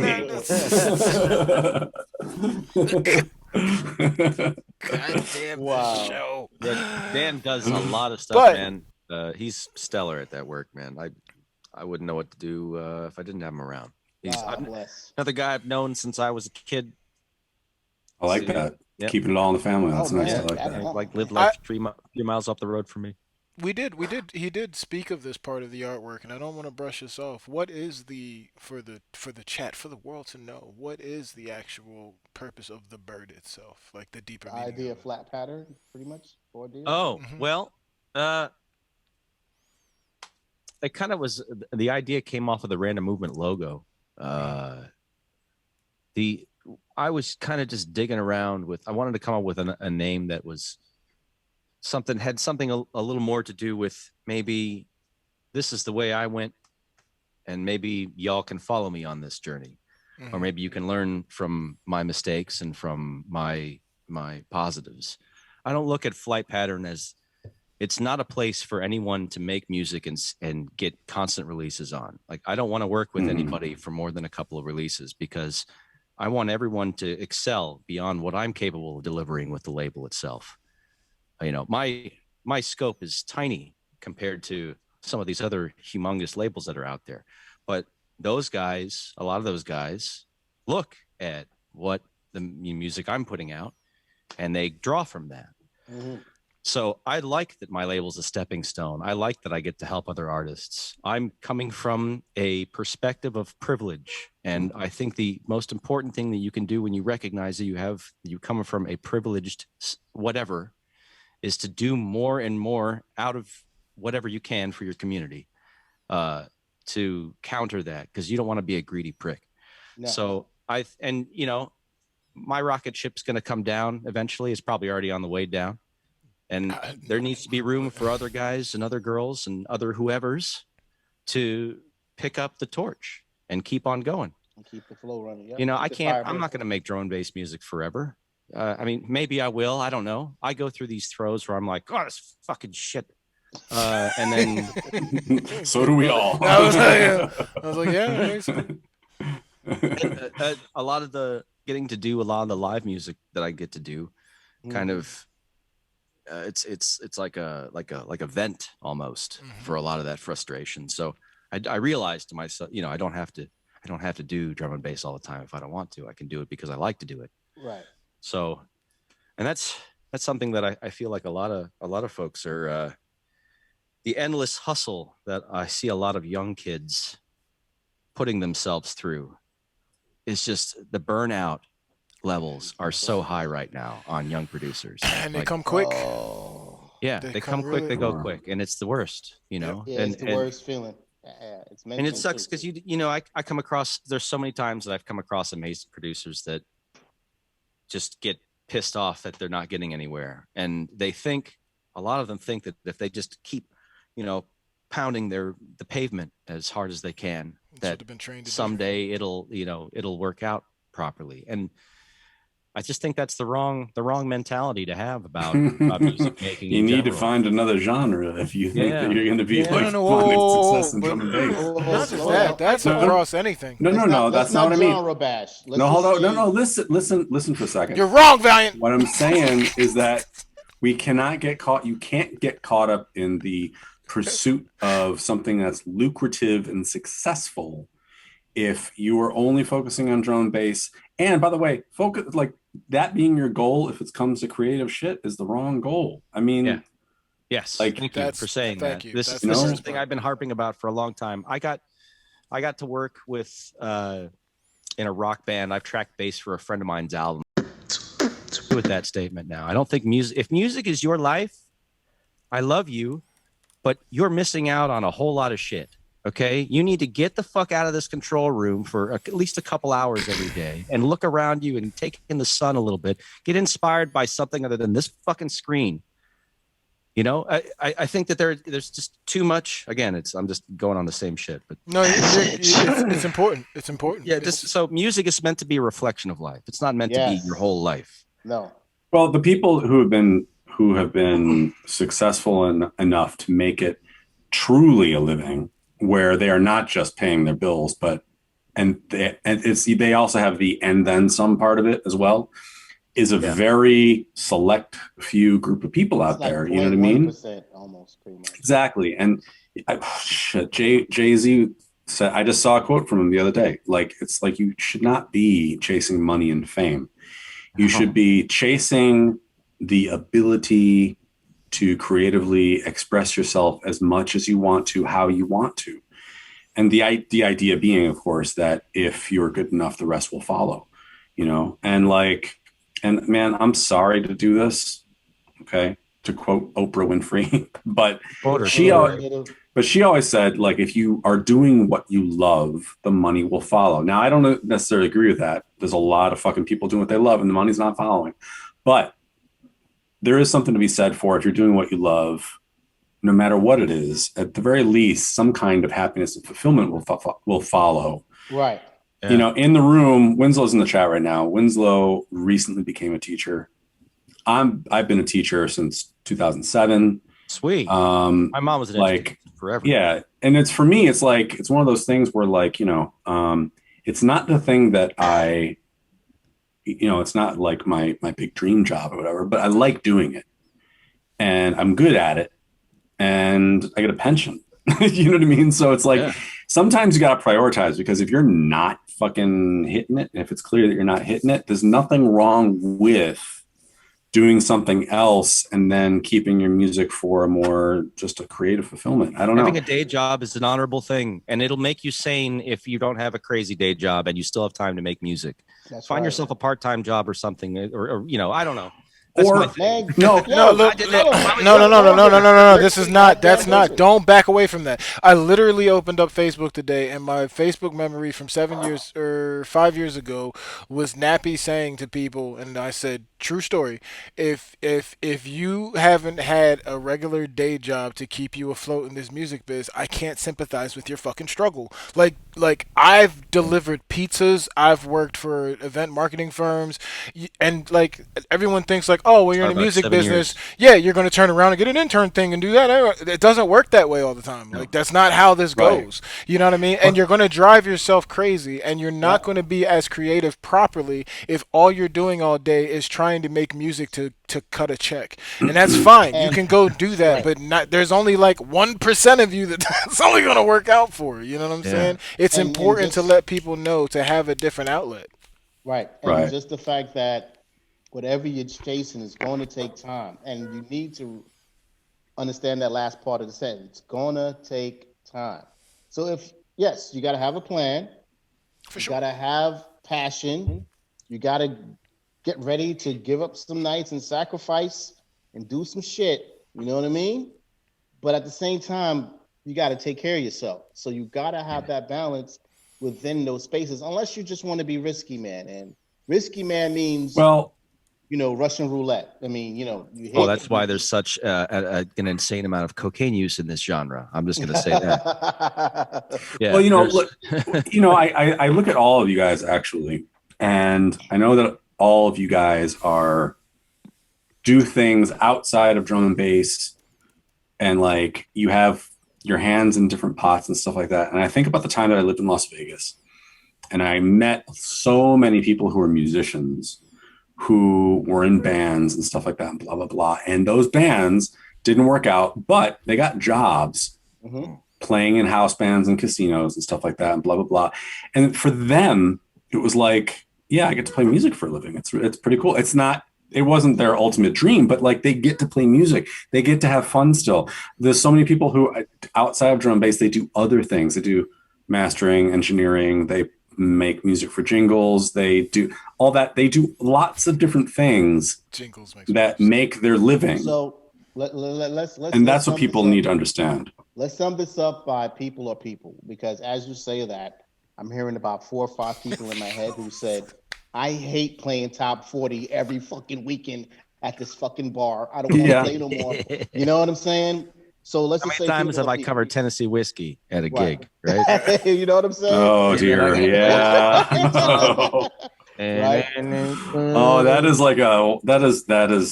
definitely that is a drunk white people classic at this point. That is. I didn't say it. Right. Welcome to Florida, folks. So the main goal. Oh man! Listen, right now we're probably inspiring somebody. So let me just say this real quick. Like, have a fucking plan. Like, I know I'm a little drips. I'm a little cussy. Oh, is that where we're at already? fucking It's only plan. fucking 11:30. Right? And it's 11:30 because it's our 1 year anniversary, and I'm No, so you happy we right. made it Don't to 1 year. get all Listen, this feisty. is a grind Just too, right? finish your goddamn You know, like, so beyond the plan has to be your passion. It's not something that you have to regret if it doesn't work out. Because True. if you gave it your best, you're not going to be bitter about it. You're going to be like, you know what? I tried. It just didn't happen. Not only if you're that, one of those, you know what I mean? Like, go ahead. to add on to that, Uh-huh. this could also be really dialed into, especially if you're trying to be different.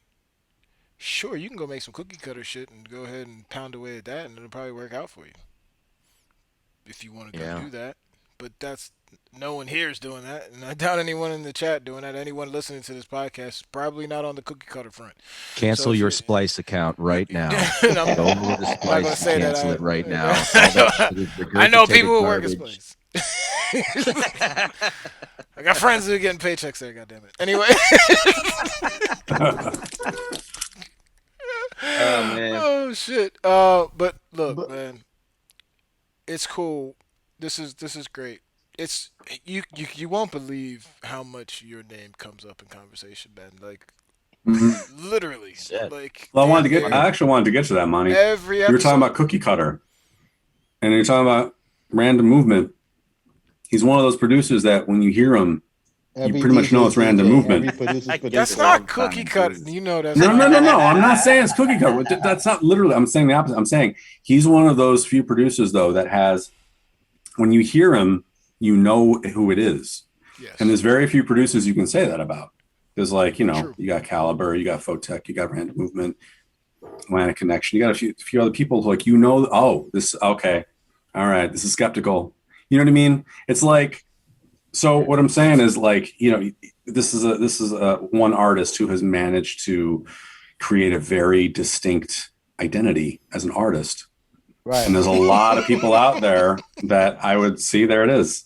There is a lot of gods of the scene who check in on certain artists to see what they're doing, to see how they're doing, and where do they stand within that artist's growth. And one of those people is Random. Absolutely. I'll make the perfect analogy right now. Andy Reid is a fantastic football coach. He's up there with. This is way out of left field. This is Philly talk now, though. But it's not Philly. We gotta listen though. He's in KC right now. God help him. Anyway, he's doing okay. The point I'm making is a lot of coaches came up under him. And I do the same thing. When we speak, when your name comes up, a lot of people are talking about not only how you influence them, how you've helped them, how you've watched them grow. You've got a lot of coaches. That's what I'm saying. It's not like these people are just DJs who are making cool stuff. These are DJs who are also coaching other people. So you've got this nice lineage, just this nice tree of super producers, like really creative people who have been bringing up your name on a regular basis as a standard almost to that's fucking weird. As inspiring. But I know, awesome. I knew it was going to get weird, but that's like it's kind of the whole point of this show is that, you know what I mean, we're going to spread these flowers around, you know what I mean? So I feel like thanks everybody. Holy shit. you should know these things, man. Like you're doing the Lord's work out there, man, for lack of a better phrase. But you know what I mean? It's like your name comes Cheers up. to If that. you go back to all of our episodes, you'd be surprised. I don't know if you'd be surprised. We're not surprised. Your name comes up a lot, and every single time we go, man, it'd be cool if we had him on the show. And there you are. So yeah.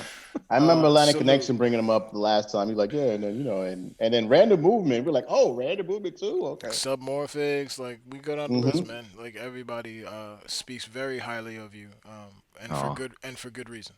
Oh, that brings up a potential subject that we talked about when we talked to Submorphics. Oh, we're gonna go there right on the air. So we're gonna ask him right now. All right. Yeah, I mean, if you're gonna issue these kinds of things, you got to do it in the public eye. What did I do? You didn't do it. Nothing. This is all our fault. Wait, I like to add that V is the right person to ask this question, so I'm just. Is it V? Okay, I was gonna do the whole. I don't know if it's anyone really, but yeah, no. Start from the beginning.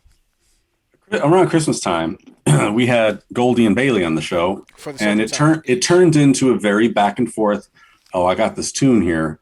Oh, I got this tune here. And they went back and forth, and we were listening for hours. Anyway, we were like, this is great. This is great. It was kind of like a versus thing, but it wasn't. It was cool. Organic, like, you know what I mean? But we were talking to Submorphics, and we kind of got the idea, man, it'd be really cool to have another show like that. And Submorphics brought your name up. he is saying that you need to bring your shit for a one-on-one. See, he's embellishing. He didn't say it like that. No, he did. He did. He kind of said it like that. But basically, the two of you come on the show and you go dub for dub, tune for tune. Not as a battle, just kind of as a mutual celebration of each other's sounds. Let me give a little more history. So I can play a bunch of great. Let Monty take it. Let me rephrase this situation. Actually, that's kind of a good idea. We had Bailey on once. We said, Bailey was like, I would love to come back on. We were like, let's do a holiday show. And he was like, yeah, that'd be cool. We were joking about it on air, but I was like, you said it on air, so I'm going to hold you to it. And then Goldie was like our first episode. And when I told Goldie that Bailey was coming on, he was like, cool, well, then I'm coming on too. And you don't tell him no. So we were like, all right, word. So Bailey was going to come on a show, and all Bailey was going to do was play a bunch of dub plates, and Goldie was just going to talk with us. Well, it turned out that Goldie ended up playing a bunch of dub plates too, and they ended up opening up a lot of locks. And let me explain to you, from a technical aspect, the show was fucking a shit show. Like difficulties everywhere, but the vibe, because we were all just sitting around, super fun, just banging tunes left and right. Your favorite tunes, they don't have to be yours. It's just like what you got in your pack. You know what I mean? Like, and we talked about this with Submorphics, and we were trying to figure out who would match with them. And the fact that you two respect each other, so or at least he respects. I've known him forever, man. I've known him. That's exactly it. That's exactly it. Like he's from Michigan, I'm from Ohio. You know, it all works out. Gentlemen, Mike brought up a good idea though, like very casually. Did you hear him? He just said, "Oh wait, you mean I get to play all Submorphic shit? What if they played each other's shit?" I would love that. That would be kind of interesting. I got this thing. I don't really believe in competition in music. It's not a competition. We just flex like it is for a second. Yeah, we just talking shit, but it's fine. But I think it would still be a fun time, regardless. Just that's what I'm saying. It would be a nerd fest for all of us drum and bass nerds. Right, so we said that's a contract. Yeah, I'm down. I'm totally down. He's down. Yeah, we did it, rap team. Yeah. Next week. No, I'm just kidding. We'll see you Monday. Streaming only on Apple TV. We're gonna tell our next guest to fuck off. Hey, I did want to get to the fact that you do have like I don't want to say a distinctive style, but you do have very distinctive elements to your sounds. When it comes to actually writing, when you're actually like writing tunes and stuff like that, do you listen to drum and bass outside of the shit you make? No. Do you pay attention to? Okay, so what can you identify that comes through your fingers and stuff like that when you're constructing tunes that comes from your influences? Is there stuff that you know is there that comes into your tunes? Whole bunch. It's different every time. Okay. Sometimes I'll sit down at the piano and play until I come up with something that I like, and then I'll set the phone up and hit record, and I'll bring it back over here and play it out over here on like I'll do it on like a Fender Rhodes sound or a Wurlitzer or something like that. Or, I can't really record that piano yet. It's too out of tune. It sounds like shit. But there's a lot of that. A lot of times I'll be playing on my bass. And sorry, that just totally reminded me of a Rolf the Dog quote where he's like, "I love out-of-tune pianos." Sorry, go ahead. Muppet memory. Hey, wait a second. What is with you two? Where are you taking this mic? Oh, wow. Hey! There it is. There it is. The Muppet Show. Sure, man. All right, anyway. I love out-of-tune pianos. Sometimes I'll come across some sound or something, and I like to just sit there with whatever sample I have dug up, and I throw it into the sampler, and I'll do a lot of stuff with throwing it through different effects and resampling it. Sometimes I'll bus the audio out and put it through some of the external stuff I've got laying around here. It's really just about being creative and trying new things and seeing what you can come up with. And, a lot of times I used to have this rule back in the day where I would start a tune, 3 tunes a day. That's right. 3 tunes a day, and then pass out and wake up the next day and pick one of them to actually focus on working on and shelve the other 2. All right. And I used to be on that grind, and nowadays I'm not on that shit at all. So far from that. It's like maybe lucky if I start a tune in a week or 2. So do you ever look at sort of like, if you're making drum and bass, like do you look at drum and bass music in general though as something to sort of stay away from when you're trying to be creative? I stay away from drum and bass as much as I can. Okay. I get burnt out on it so quickly from hearing it. I'm so shitty about this stuff. I apologize to the whole entire universe who writes me emails, because I don't write back right away.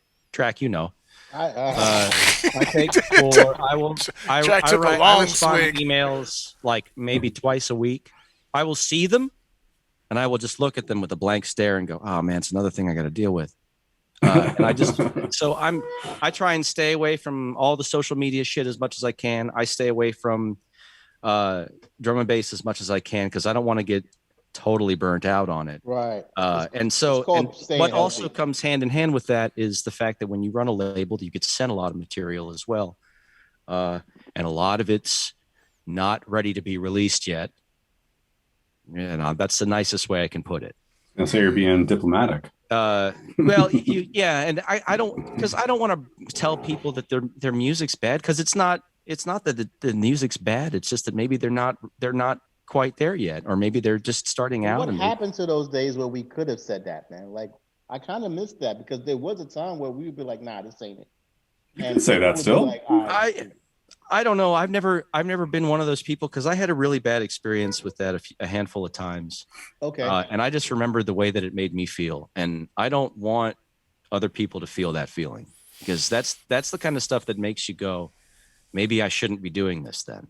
Dude, and I don't want to do, the last thing I want to do is uninspire an artist's inspiration, and take that away. The type of feedback that, if you're going to give feedback, the type of feedback that one gives can be just as important and just as helpful to that person's creative journey. This was in a Discord room. We're talking about, like, do labels listen to their demo drops? Do they listen to the stuff that gets put in there? Do they respond? How should they respond? Like, that kind of thing. And like, yeah, you can tell someone that their stuff's not ready, but if you tell them it's not ready and then you give them 1 or 2 things about what they could work on, maybe that will help that person. That's what I always try and do that as much as I can. It's sometimes I'll hear a song and I'll be like, yo, I don't have anything to say about that. I got to fucking let that go. Let it go. Yeah, there's a couple of those that always pop up. But if I hear something that, maybe a couple of extra words would help them out or something, I speak up. Yeah, I wanted to share this story real quick about my times at Def Jam, and Domino got signed to the label, and we were about to do an ill promotion at this club called Flowers, and it was like Snoop Dogg on one side, Suge Knight, even Diddy they were all in the same space at the same time. And me and a few other interns was in there rolling the blunt. And right next to us was like Ed Lover, Dr. Dre, and some other DJ Envy, and all these guys. And my homie that was rolling reached out and was like, yo, Ed Lover, you want to hit this or whatever? And Ed Lover was like, nah. And he said, yo, y'all only smoking blunts because of Redman. Yeah, he just spent like pretty much 15 minutes destroying our table, and everybody in the space straight up laughing at Make us. It funny. Yeah, you guys, I forgot what it was, but I remember being so pissed at that moment that I was like, nah, we ain't no motherfucking like stragglers and hanger-ons. I'm about to show you something, you know what I mean? Yeah. And you take that energy and you just turn it into something positive, long, short. It's pretty much the long story to what I was trying to say right there. And shouts to Sonia Lover. Sonia Lover is Ed Lover's sister. She always loved me. God bless to you. So, but it was always sometimes a little bit of like nudging and pushing Tough love. is healthy. It's healthy, and There's a right kind of tough love. There's a bad. You got to kind make of sure that the tough love is sure. there and it's not just tough. Right, exactly. It's That's got to me. be. That's It's point. got to I be like that. genuine. Yeah. Because there are a lot of people who give tough love because they think that's their job to do, as opposed to actually giving constructive criticism. It's just like, well, I'm just gonna be hard on them because that's how I feel. Everybody needs to learn. And you're like, no, that's not how that works. But I'm fine. I don't want to talk about it. I don't want to talk about. So it. you put out an album last year, Lost on Purpose. Love that title. By the way. Classic piece Yeah, of that title stateside is great. material. Love it. Yes. Yep. Straight on That's, down to you taking breaks from social media. The whole thing is just literally says everything you need to know. And tell us about that. What was the journey? How long did it take to make that? First, let's start there. The oldest track on the album was started in 2011. Sheesh. I have a lot of tunes that I are just kind of waiting to be finished. That I get to about the 95% point and I go, nah, not yet. Yeah, right. But yeah, most of the material, I'd say, yeah, like 7 of the tunes were pre 2016 startups, and then a handful of them were newer stuff. Lost on Purpose is all about finding yourself. And what does that mean? I love the title. Because, okay, so there's this book. You guys do a lot of reading. Carlos Castaneda, you heard of him? Journey to Ixtlan is the book. Journey to Ixtlan. I think it's the second to last chapter, Journey to Ixtlan. The guy comes across this family that's just been wandering around on these roads for years and years. And they say that they keep saying they're going to Ixtlan. They have no idea how to get there. They don't know where it is. They don't know how to get there, but they're just going to keep on going. And the author is trying to tell you that this is what self-discovery is all about. There isn't an end destination. No. You are a fucking amoeba, and you are always going to be trying to figure out who you are, and trying to figure out why you're here. And you know what? I hate to say it, but there isn't a reason why you're here. There is no reason. You're just here, and then you just need to make the best of it and do something with that. So that's the philosophy behind it. That's where I was going with all that. I sampled Sad Guru in the beginning. Follow that guy. Some of his stuff's a little crazy, but but his life philosophies are pretty smart. So I follow that guy pretty. Yeah, it's a phenomenal album from the second it starts. Everything on there. Thank you. There's tracks on it I was mad that it was part of the album. I was like, why is this on there? And I was like, yeah, man. Super dope. As a matter of fact, if you don't mind, I would like to jump into another track, and one of them is off there. Feel free. Is it Break the Mold, or is it? Just cycling through screens here, making Twitch look all weird. That was real smooth, mommy. Way to set it up and then completely fuck it up. Somewhere back there. Oh yeah. Are you cool with that one, or did you guys want? Oh yeah. I know track has. Absolutely cool with that. Okay, That's cool. Valiant walks away before we start the song. Jeez, you could at least let me put the screen up. Jesus Christ, the show's terrible. Why do y'all watch? 1 year anniversary, we still get it. Yeah, it's kind of our charm. Almost like a good luck thing. Oh shit! Ladies and gentlemen, Roti and Poutine 1 year anniversary with the very special guest Random Movement. This is Somewhere Back There. Off of Lost on Purpose. Every Thursday, 10 p.m. Eastern Standard Time, 7 p.m. Pacific. Roti and Poutine. Emojis in the chat, though. Oh, you should probably turn the volume up. You had me at this part. Yeah. I was like, done.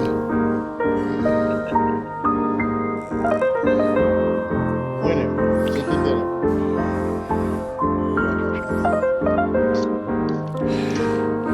Not to drop hints or anything, but I'm really big into cinematic shit, man. So it's special.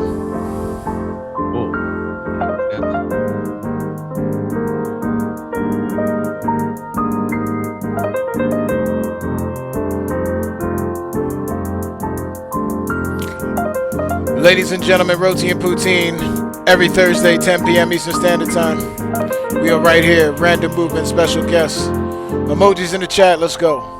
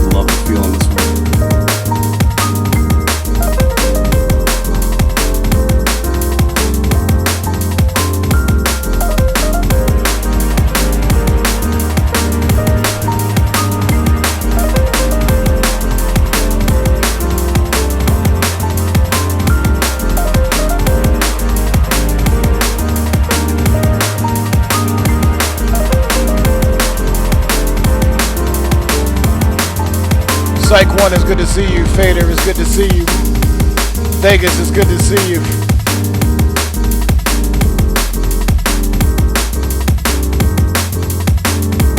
Winslow's good to see you. Yanbi, good to see you. Subconscious, what's goody?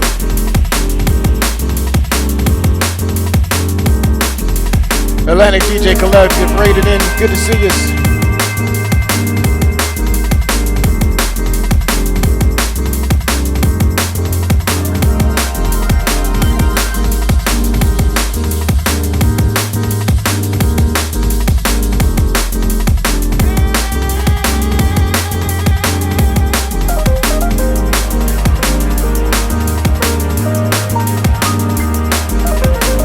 Oh, what keyboard, so good.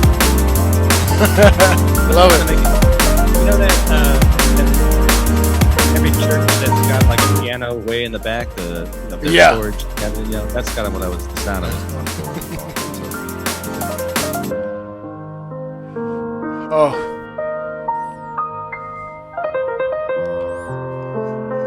Tied for top 2 favorite instruments on the planet.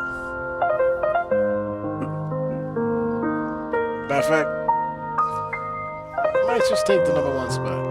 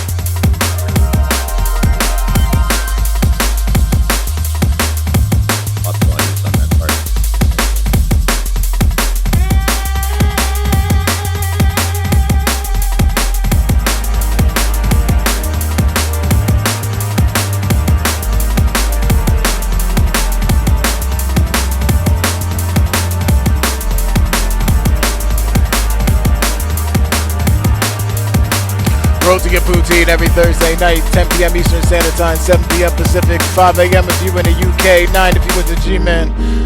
1 year anniversary. Woo! Sounded good. Shout out Fader, man. Thank you, thank you, thank you.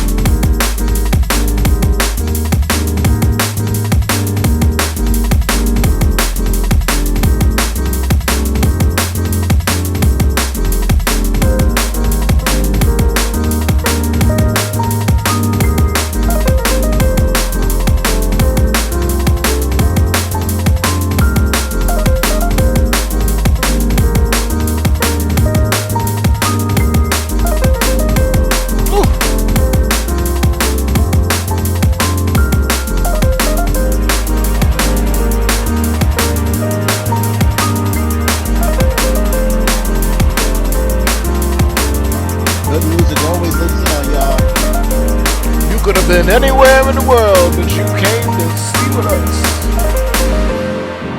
Happy Thursday night, the 1 year anniversary, Roti and Poutine, y'all. Yes.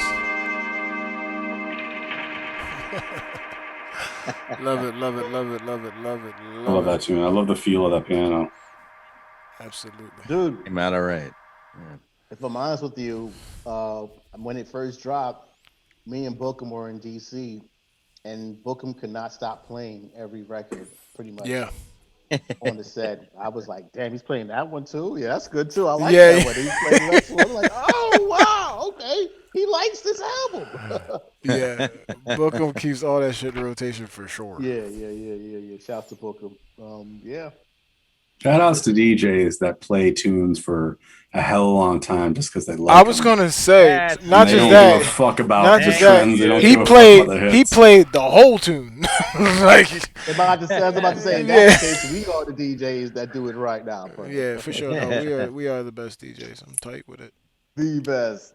I can't mix to save my life, but I'm gonna play this on iTunes. I just use the sync button. It'd be just Yeah, fine. Yeah, I Sync figured it it up out. Hey, and if it's go. good enough for Crazy, it's good enough for me. Wow. Yeah, good times, ladies and gentlemen. Good damn. 1 year time. Good anniversary, damn man. We appreciate you like coming through and doing this live too. That's a very big deal Yeah. to us. I got. But let me ask real quick: is there going to be sort of a small plan for remixes off that project, or No. okay? A harsh No. one. I love Gonna be like Calibre, huh? No. I don't let anyone Yeah, you know, remix my I shit. Well, there. Greg did one. Some Warfix did one. Alright. And that I'm planning on putting out at some point. I'm waiting on the fourth artist to finish up their material. It's not a random movement remix album or anything like that. I do these alternate routes EPs on Flight Pattern. And that just happened to be one of the songs. You know, it's Greg gets special privilege because I love him. But, yeah, I love him I too, just don't bro. want to fucking deal with it, man. And I don't really. For being really honest here, I've heard a lot of people remix my stuff, and I'm always like, oh man, what? Oh the fuck is this no, shit, man? I'm not even. Yeah, let's. I just coffee can't. break now. Yeah, you know what I'm talking I about. know what you're talking about. See, I do too, and I like that remix, but I'll just shut the fuck up. It's all right. You know, it doesn't matter. But my thing is, you know, the chat's it's like, out there. what? It's out there, and people can do whatever they want with it. You know, once I put it out there, it's fair game. If somebody does a remix and somebody rips a sample from it or does something different with it, I don't care. I will never come after you. Just like Here, pretty I'll much no one is ever You come after all the young let me- producers. let me- I'm let gonna me- be ripping off. Let me be not so diplomatic. Hey guys, if you're gonna do an official remix, you should probably ask the artist first, because I know there are a lot of artists out there who will throw you down steps if you do that dumb shit.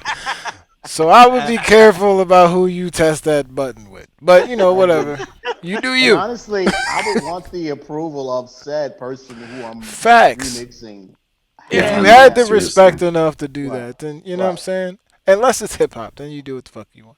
Not even on hip hop. Hip hop dudes will come punch you in the face while you play it. I'm only saying that because I just did a whole bunch of I just did freestyle, so it's okay for me to do it. But I wouldn't. Yeah, but suggest doing a you do it. freestyle and it's not from money. That's a I'm different jo- thing. I'm That's a joking. different It's thing. That's true too. It's just Like- content. You know. Back in the day, I had this thing where at the end of every track, I would have 16 bars of just the drums running by themselves, so that people could sample them. And I don't really do that anymore because I'm kind of more interested in making the songs end a certain way than make material for DJs to use necessarily. Right. What did Greg say? A DJ should learn how to mix. That's right. That's our Fuck philosophy outros. Just when it comes to sampling and things like that, I don't think it's a very big deal to go sampling other people's music. I think that sample laws are actually a form of class warfare within the music industry. Yes. You got record labels that are encouraging long since dead musicians' families to go after other musicians out there. Like, for example, the big one that happened, I think it was Fokuz is the name of the band. They toured with Led Zeppelin, and Fokuz has a tune that is the intro basically to Stairway to Heaven. Oh no, it's not Fokuz. I forget the name of that, but I know what you're talking about. What's Yeah, the name of and that? I can't remember him now. Fuck, man. Hold on. Sugar Maybe the Bread. album- Nope, the nope. he's album on it. might be I'm looking it up right now. Yeah, help me out, because again, Just kidding, this is what Sugar, I'm happens just kidding. when I smoke the marijuanas and You know, if Big Daddy Kane said if You we didn't smoke revive weed? and bring back alive old beats that we appreciated, you wouldn't survive. You'd be another memory to us. Spirit. Ashes to ashes. and Spirit. dust Thank to you, dust. Spirit. The album's called Spirit. Horus, I think, is the name of Right. the album it's off of. Right. But yeah, so Zeppelin ripped like 9 notes off the tune, and nobody gave a shit in that band. And then all the musicians are no longer with us, and their families are suddenly in control of the estate, and the families are going, "Wow, we can make a shitload of money if we take these guys to court." You know, so well, the flip side of that though is that there's like generations of black artists that are dying penniless, and their money's being sampled, and millions is being made off of it. So I get what you're saying, but there is the flip side of that where there is some legitimacy to the idea that those artists and those artists' families should get something. I mean, well, I have a counter to that. How do you own a sound? Just pluck it out of the sky, stuff it in a bag, lock it in a box. It's yours. NFTs. Because I don't NFTs. I'm sorry. Go ahead. Like I think that those artists that have gotten downtrodden and got screwed by an entire system that was built on these assholes that ran these labels in the early days and took complete and total advantage of them. Right. For sure. And it's a top-down system that's designed to keep the rich richer.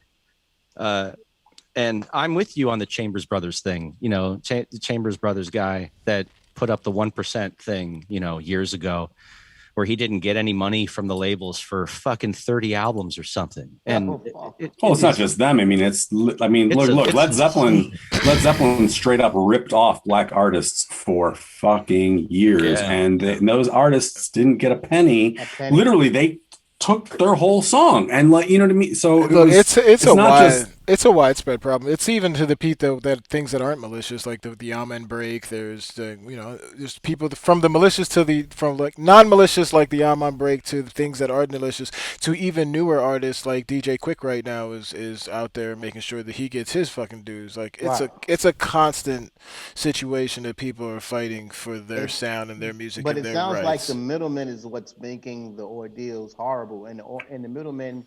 Right now, all the big labels who have the money, the Winstons, said it's situations who want to do things their own way, but they're literally forgetting where a lot of that stuff is actually coming from, which is why we get tired of all the whitewashing and all the nonsense and all the commercializing that happens in music. It's a repetitive thing.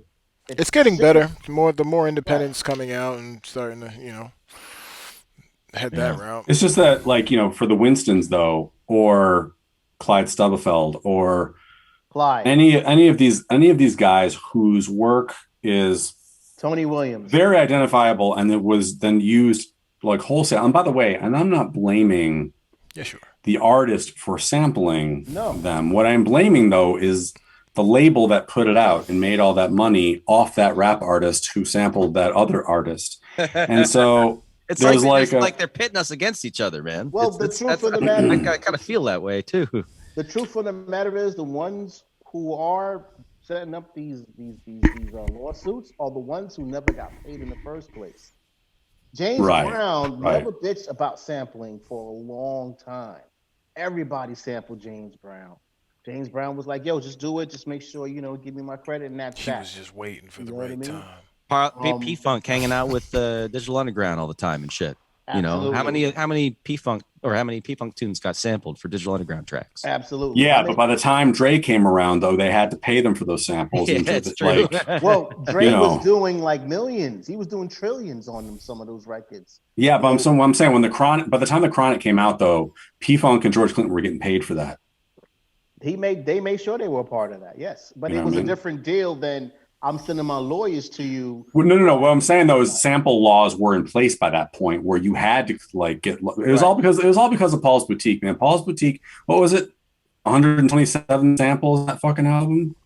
and it's just people were like, this is like, okay. Well, De La Soul as well. Three Fine Rides. Yeah, absolutely. That was like the epitome, and I don't even know how they knew what to make an argument against on that album. Same thing with a lot of PE albums, as there's a trillion things going on in there. How do you catch up with everything that's going on in there?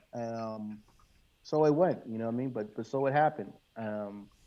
See, I mean, I do agree that sampling laws and stuff like that, I mean, they're just too stringent. So, you know what I mean?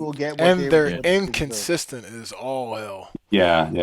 I mean, look, if you have the means, the best thing to do is to just try to recreate the sample you're looking for. It actually might end up being a lot cheaper. Like if you just hit them up from Jump Street, they're probably not going to care because they don't know what's going to happen to it. I know. But when you blow up and make a #1 record, then they're like, oh, okay, yeah, I want all of that. But Beck is known for doing that. Beck like recreates a lot of the samples that he uses, and at the very least on their.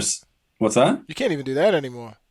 Yeah, you can. They're hunting people. I mean, Pharrell, yeah, exactly. They recreated. I don't even think the song sounds that same, but it's definitely not. That was they won that lawsuit. Trial. Yeah. They won that lawsuit. What's scary about that lawsuit is it sets a precedence for Oh yeah, years to come retarded. And reference it as there was interpreted. There was a wave of lawsuits after that happened. Honestly, I have a feeling that going forward in the future, though, I don't know if the precedent for that tune is really going to hold up, because honestly, those tunes are very fucking different. Yeah, they have the same tempo and they have the same vibe, but you don't have the same chord progressions. You don't have a lot of the same shit. It's just not a thing. Yeah. Well, that's why they counted down the seconds and things like that. And I just want to say shout outs to my homegirl Erica, who is the daughter of Eric Gale, the amazing jazz musician who I witnessed do a couple of like. Wait, what? Actions. Yeah, who? I know the daughter. I know the daughter of cool. Eric Gale. Yeah, sick. Up in Toronto, she's mad cool. I don't even want to get into how much it links to the situation, but shouts to Dave Visionary as well. So like, I got a chance to meet like Roberta Flack and a few other heads, and there were like things going on, and I got to witness how much these samples go about each other and what it takes for it to go, and it's not that it's not that complicated. It's just a matter of what it is. And like Dave Axelrod, a perfect example. What did he say when Dre sampled us for Still Dre? The only person I'll ever let use my tracks is Dre. You know what I mean? It's like it got to be a liking and a relationship sort of grown. Yeah. To get those. Yeah, that could play a major factor. Right. You know what I mean? I just wish that the scenario wasn't looked at as if I sample Diana Krall, that she's potentially going to come after me and sue me. I'm trying to make art out of her art, if you will. And maybe the fact that I've just exposed myself on the air, that I never paid for the sample, right. Or, maybe me saying that Diana Krall's music is fucking incredible and all you assholes should listen to it. Maybe that'll help her out in some way. Maybe. Well, you like to think so. Well, you like to think that's going to happen. And but what he's saying is that's the original point of sampling. That was Premier's argument. You know what I mean? Also, so that musicians that didn't have any money could take a couple of records and cut them back and forth and make that was hip hop. That was hip. Like that's how hip hop came about. Like you know what I mean? Right. It's like so. And not only that, but a lot of us learned about other genres of music because hip hop went crate digging and sampled all these things. That's how we learned what they were. So I never understood why it'd be, I don't know, whatever. Well, it's like we know why. Tough one, man. I see both sides of it more and more. Right. Yeah, for sure. It's just a societal problem that we just found. Well, let's just say higher ups found a way to sort of find some sort of answer. So they took away the instruments. They took away the music programs out of the lesser known neighborhoods. And these neighborhoods turned into poverty. These cats ain't got nothing to live for but records. But there's records is as close to instrument that it is in the Bronx. I hope people understand that. Records is what are the instruments in the Bronx? This is where scratching develops. Yep. Everything else. You know what I mean? That's deep as fuck if you think about it. Yeah. Yeah. Go ahead, Money. It's all good. It's one thing to sample a piece of a record. It's another thing to recreate a whole record and try to claim it as your own. So if you're just sampling, man, and you're just using that to make a whole nother song, we shouldn't be having this conversation. And there are already higher ups that are trying to dumb down the shit. But when you have family estates doing whatever, and I don't want to speak too much because I don't want to speak bad on the families, but it's kind of wild to me, especially in a world. Yeah, they don't want to see anybody make millions while they're hurting, and that's. I feel you. And that's what needs to be weighed out. So you understand a little bit of like, all right, if I strung this violin string in a certain way that nobody's done but hip hop recognizes it, maybe I might make an argument about it. But it's all depending. Have the wherewithal to go clear the sample from the problem is, is that the corporate world of the music industry has never, because it is a lot like if you're drawing correlations between like music and say the fine art world, okay, the fine art world, only certain aspects of it recognize things that are non-traditional as art forms. So if you're talking about collage and graffiti and sculpture made out of junk and things like that, and if you take hip hop, and early hip hop was made out of deconstructed music that shaped the reality of the people that lived in the cities, and they reconstructed it into something new that reflected them. We recreated records, like hip hop recreated records. It did no, it didn't. It deconstructed. It did not. It's you sample. When you're sampling a record and you're making a new record out of it, it's not reconstructing anything. We took the parts that we figured were the best parts of records, right, turned them into something else. But I know you and I are agreeing, but Mike, you can't say that it's reconstructing a record. Mike, it's literally deconstructing records and then making something brand new out of them. And the corporate music world just will never understand that. They just want to find out how to make the money. Right, exactly. It's just like, how do we profit by this? That's exactly the point. How can we market this? Luckily, I think now it is possible for artists to make money off of music that is like that without clearing the samples. It is possible now more than ever. Yeah. But you just got to be a little bit slick about it. Dangerous. Right. Hey, speaking of making records, do you got anything in the pipeline, good sir? Yes, I'm making another album. Oh, hold on. Before we even go that far, like, we need to play another song first and foremost. Oh, okay. Oh, okay. Wow, you're not allowed to talk about that album until. Yeah. I'm sorry. No. Wait. Listen, emojis in the chat, random movements. No, don't try to get the chat on your side, goddammit. Yo, hold on. I'm excited to hear about this album, ladies and gentlemen. How about y'all? Track's trying to pander right now. He's like, oh, Track, get behind me. Yeah, come on, help me out. You could play that tomato bisque thing that I did with Casper, because that's. But there we go. See, I was trying to set that up. But see, that was part of the segue. See, you guys, let me produce. Damn it. This is what happens when we have three heads on the dragon. You see? Did you see King Kong, or did you see Godzilla King of the Monsters? You saw what happened? All those heads kept on biting each other. I'm not talking about this right now. Anyway, so what's this? God damn it! What's this? Explain this tune, sir. Oh, there's nothing to explain, man. It's cool. just me and Casper getting really drunk. We got really drunk and listened to I was like, you got to hear this Joni Mitchell album, man. It's the fire. And he said that I was like crawling around on the floor here. I don't remember any of this. He says I was crawling around the floor by the end of it. I was crying and shit. He's like, Mike, I think I'm gonna go to bed, man. But the next day I woke up in bed with him. I didn't even know what the hell happened. I was like, what the fuck am I doing in here? I got all my clothes on, right? Yeah, I got all my clothes on. Okay, we're good. We didn't have sex. We good. I didn't cheat on my wife. All right. Adrienne came in, and apparently she came in the middle of the night and saw me in there. Like, what the? All right. Okay. We'll talk about that tomorrow. Yeah. So why tomato bisque? Which is a weird Yeah. way to segue into that question, but whatever. Well, we're you here know, now. it's me. So what For do you sure. expect? Just, Hey just what man, we shouts to Tony Ghost somewhere up in here. What up, Tony? Tony ghosts. got. Keep Damn your, it.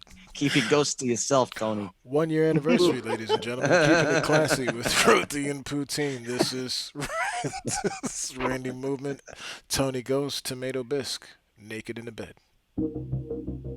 Oh boy.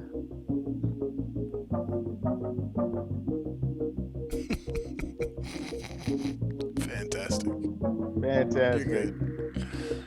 Emojis in the chat, y'all. Emojis in the chat. Bob Ross's, your Amarties, your V's, your tracks, whatever you got, man. Let's have some fun. 1 year of this right here, y'all.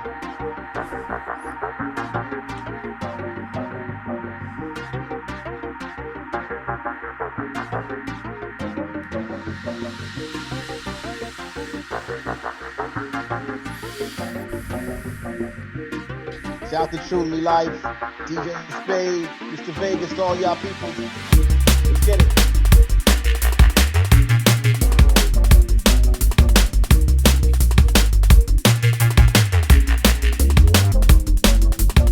Esoteric, what's up?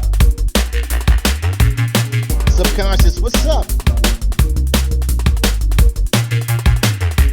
Jessel Jones always represent, what's up?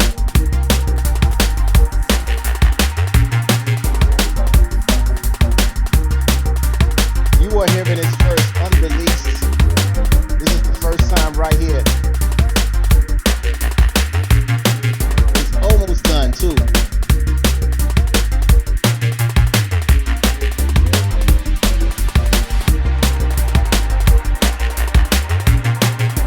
It's so fresh, we just did it in the studio. That's why we in the studio right now with Random Movement. New wave.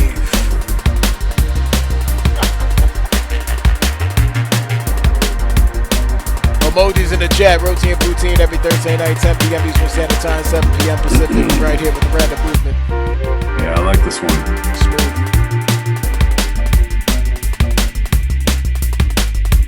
My man Random Movement. Tony Ghost came back in the chat. Hey, man. Nobody told you to go to the bathroom. Where did you go?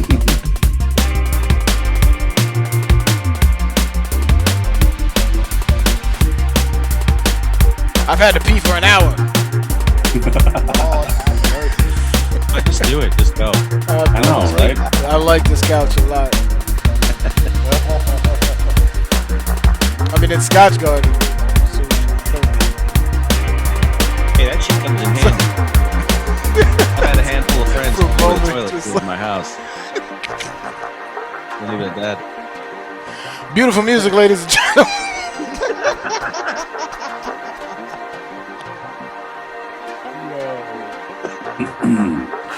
Happy Oh, Friday shit. morning, y'all. Happy Friday Hell morning. yeah. Holy smokes. Shout out to Comcast Hotspot. This shit's working. I'm Hey, it impressed. saved our lives for sure. They should hold it down. Shouts to I don't never have nothing that's nice to say about Comcast, but we are right now.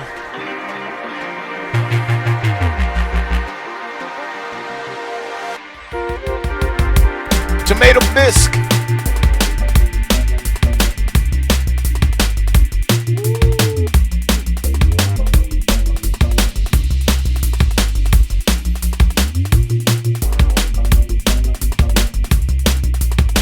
Oh, this is ready for the dance floor right here for sure.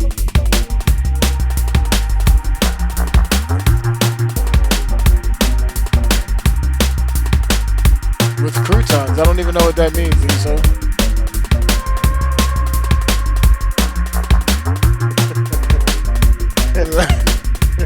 Random come. I gotta scroll up apparently. What the hell are you talking about?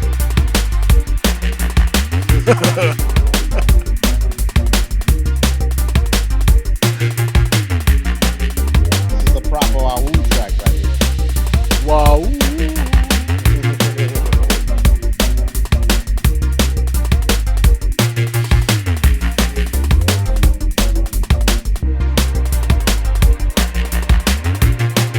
fucking MJ. Tomato bisque commonly comes with croutons. I've never had croutons in my tomato bisque ever. And let me get my jokes off. Why you? I love you, dog, but damn.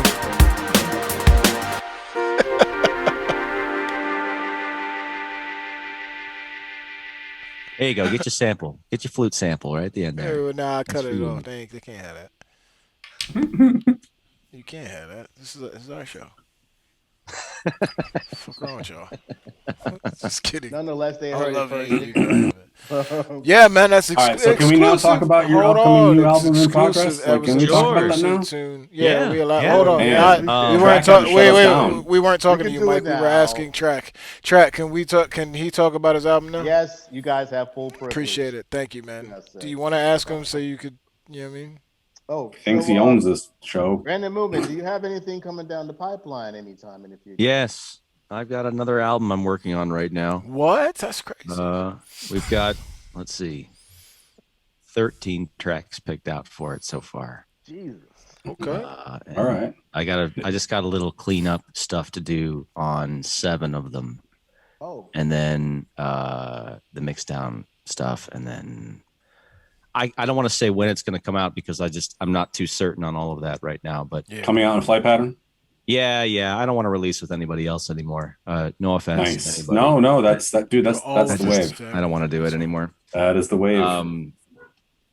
Yeah. When you can create your own shit and just do your own shit and then not have to that's the answer greatest. to anybody or have some other gatekeeper stopping you from putting out songs or calling them by their actual titles and having to change their titles because you're worried it's going to offend people. You know, I think it's really important. It sounded wildly. Why? What did you like name a track like Bill Cosby is my hero, or I mean, what? No, and this is nothing. This is I'll talk about it. Whatever. No, you don't need care. to, man. Don't let V get you into trouble.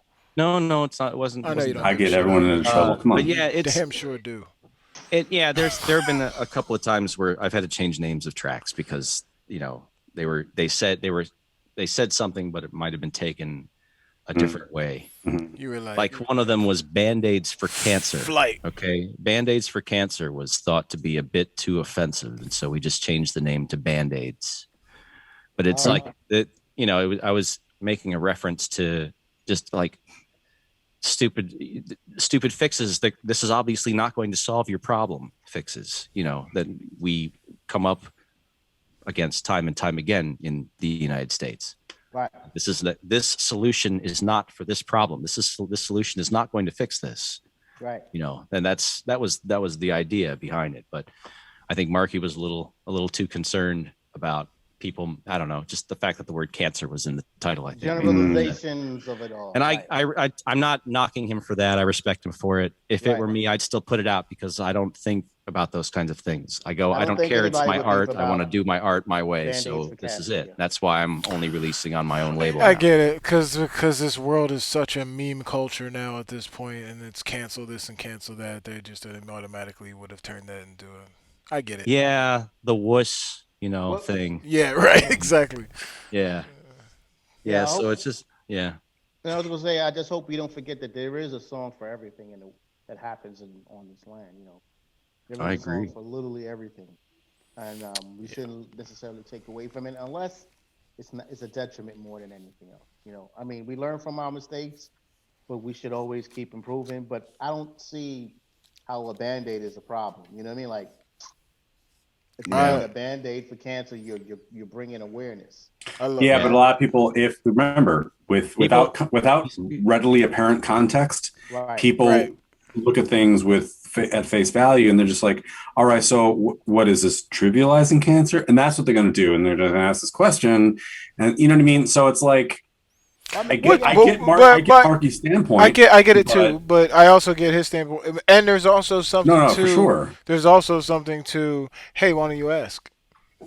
So we Right. can talk about it. You look at a picture, a painting, or whatever from whatever's 1600th century guy, whatever, and you just look at it and you come up with your own resolutions when you look at it.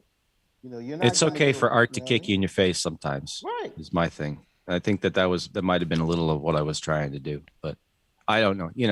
But there might have been there could have been other labels though that would have saw that and be like, all right, let's put it up. You know what I mean? So it's like possibility. It depends on everybody's kind of comfort level. So it's one of those things. This is such a subjective thing. I was involved in working on an album for Innerground at the time, anyway. So I was fully committed, and I had given Innerground first right of refusal over all of my music that I'd ever done. So he was kind of Marky and company. Not just Marky, because there are a lot of other elements involved in Innerground. Right. There's like 4 people that work for Innerground and Bulldozer. Right. So everybody had input, I'm sure. And he's not a naturally malicious dude anyway. No, he's not. He's a lovely man. Hey man, hey, just so you know, he's an enigma, actually. Yeah, for sure. On one of my mixtapes last year, I did a mix. And on the mix, I say straight up and down, Black Lives Matter. And I don't know how it got past everybody, but it did. But I know it rubbed people wrong once they found out about it. I did it on purpose. It shouldn't rub people wrong.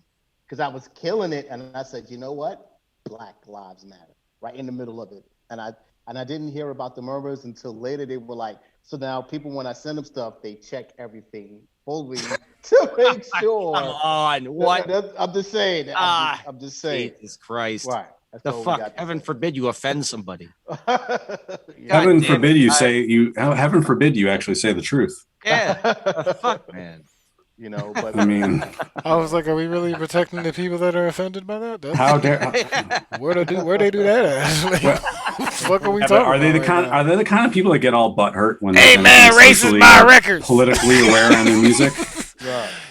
Because those people who are like, politics doesn't belong in music can kiss my ass. I'm tired of them. Yeah, I'm getting real tired of these ravers out here. We're like, it's not. I don't like politics in the music. Wait. Let's not generalize just ravers because it's across every genre. And that shit. I'm just talking about in drum and bass right now. I'm just talking about. I'm sorry. In drum and bass, these people who don't like politics in the music, who don't think that any of that shit belongs in the music, I tell them, go get a fucking another genre and go listen to fucking Goa Trance because, like. You know what? Like, this is political music. I don't give a fuck. It's getting late. You guys Tracks drunk, Valiant's angry. I don't know. If I'm being honest, I got a fucking track I got to finish up for Rhea and Colette that I haven't finished. And if they see this, they're going to be mad at me. They were on 2 weeks ago. Yeah, really? 2 weeks ago. We had no shit. One of the people who we were like, we should have him on. Right. They made an announcement that they were working together too, so they'll be all about this right now. That being said, there is a joke in what you said of just being like, you're working on something and you can't be seen anywhere else, so people are gonna get mad. Like, well, I saw on your Instagram you went for a walk. What's that about? Yo, let's talk about that because the wife put up this picture of me playing. Okay, so she's got a camper now. She bought a camper. Oh, sure. And she left it parked in the state park about 40 minutes from here for like 2 weeks. And it was like our home away from home. And I honestly only went out there like 2 nights or something. But sure, she's got a Super Nintendo with Zelda: A Link to the Past, my favorite game of all time, just waiting for me there. Wow. And so it's like I'm like in the middle of the night. She takes a picture of me playing Zelda, puts it up on Instagram, and I'm thinking, the girls are going to be so fucking pissed at me, man. They're going to be so angry because I've asked for another week to work on this track for them, and here I am playing Zelda in the woods. Put this shit on your Instagram. They both follow you. Fuck. Because I got a message. We're so excited to hear this track. And I'm like, fuck. I'm still working on it right now. But they'll see it. It's going to be fine. It's going to be done. It's going to sound great. I'm nearly there. I got to go in the other room and record a guitar part as soon as I get off the fucking line with you guys, pretty much. Great. Hey, listen, the one track that you guys did with Colette and Charlie Bricks, What You Do to Me, I love that. That's fun. Yeah, that's cool too. Absolutely. Yeah, I got to record guitar on that one too. That was a bouncy one, man. That was a proper bouncy one. Ended up using it for the mixtape, but whatever. That's another talk. Sweet. Yeah, well, listen. So here we are, guys. Yeah, I ain't gonna hold you, man. Yeah. We are all super excited. Everybody in the chat. I know you can't see the chat. We've all been talking about it for a very long time. Hey man, emojis in the chat for random movement. So when he looks back on it, you can see it in the thing. You won't see it on YouTube because I cut all Thank that you, shit everybody. off. And but seriously, it's been a long time coming. We speak about you on a regular basis. We wanted to give you the flowers that you deserve. Continue doing what you do. Continue to inspire. Is there anything you want to say before we go? Don't ever stop making art. Make art for art's sake. Call your Right. mom. Hug your family. And remember that you need to try and make the world a better place than it was when you found it. Hell yeah. That's what I'm talking about. I'm not even going to end off on our thing, man. That's what I'm You ain't got talking no more about. tunes? No, all right, say no more. One more tune. That's what I'm talking about. No, that's super lovely. I'm not even going Those to are add words to that. live and die by, Absolutely. for sure. Ladies and gentlemen, 1 year. We made it. We started this thing during COVID. We've been here for a year. We're not going anywhere. Shows are coming back. We will still be doing this show. We are happy to be with you every single Thursday night. Thank you to Sugar Brat. Thank you to MJ for moderating the chat. Thank you for every single person who shows up every week, every other week, once a month, whenever you can come by, whenever you can do anything. We are so happy. Thank you for the subscribers. Thank you for the followers. Thank you for the people who rated. Thank you for Random Movement for coming through. Thank you for every single guest that has come through. I've lost count, to be perfectly honest with you. I don't remember. I probably should have done that. That probably would have been a cool thing to say, but I didn't. So here we are rambling about this instead. That's gone on entirely too long, so I'm going to wrap it up. I super love y'all. Hey, at least we start the show on time properly nowadays. Yeah, we stopped that. We're good now. So we just fuck up the rest of the show. But thank you all so very much. It's true. 1 year anniversary. Emojis in the chat for Random Movement. Roti Rap Team, we fucking love y'all. Thank you so much for having me on, you guys. It was Hey a lot man, of fun. Doug, we're gonna have you on again. We got the verses coming. some Gang, more gang. That's right. Oh, I gotta hit a brag about this shit. It's Yeah, gonna be man, hilarious. it's gonna be great. But thank you so much. And like God we bless, say man. You know every that, single Mike, time, man. guys, Anytime, man. take care of yourselves, take care of your peoples, Definitely. take care of yourselves and each other. We love y'all, rap team, gang, gang. Cuckoo. Valiant. Amani. Track. There goes your theme music right there.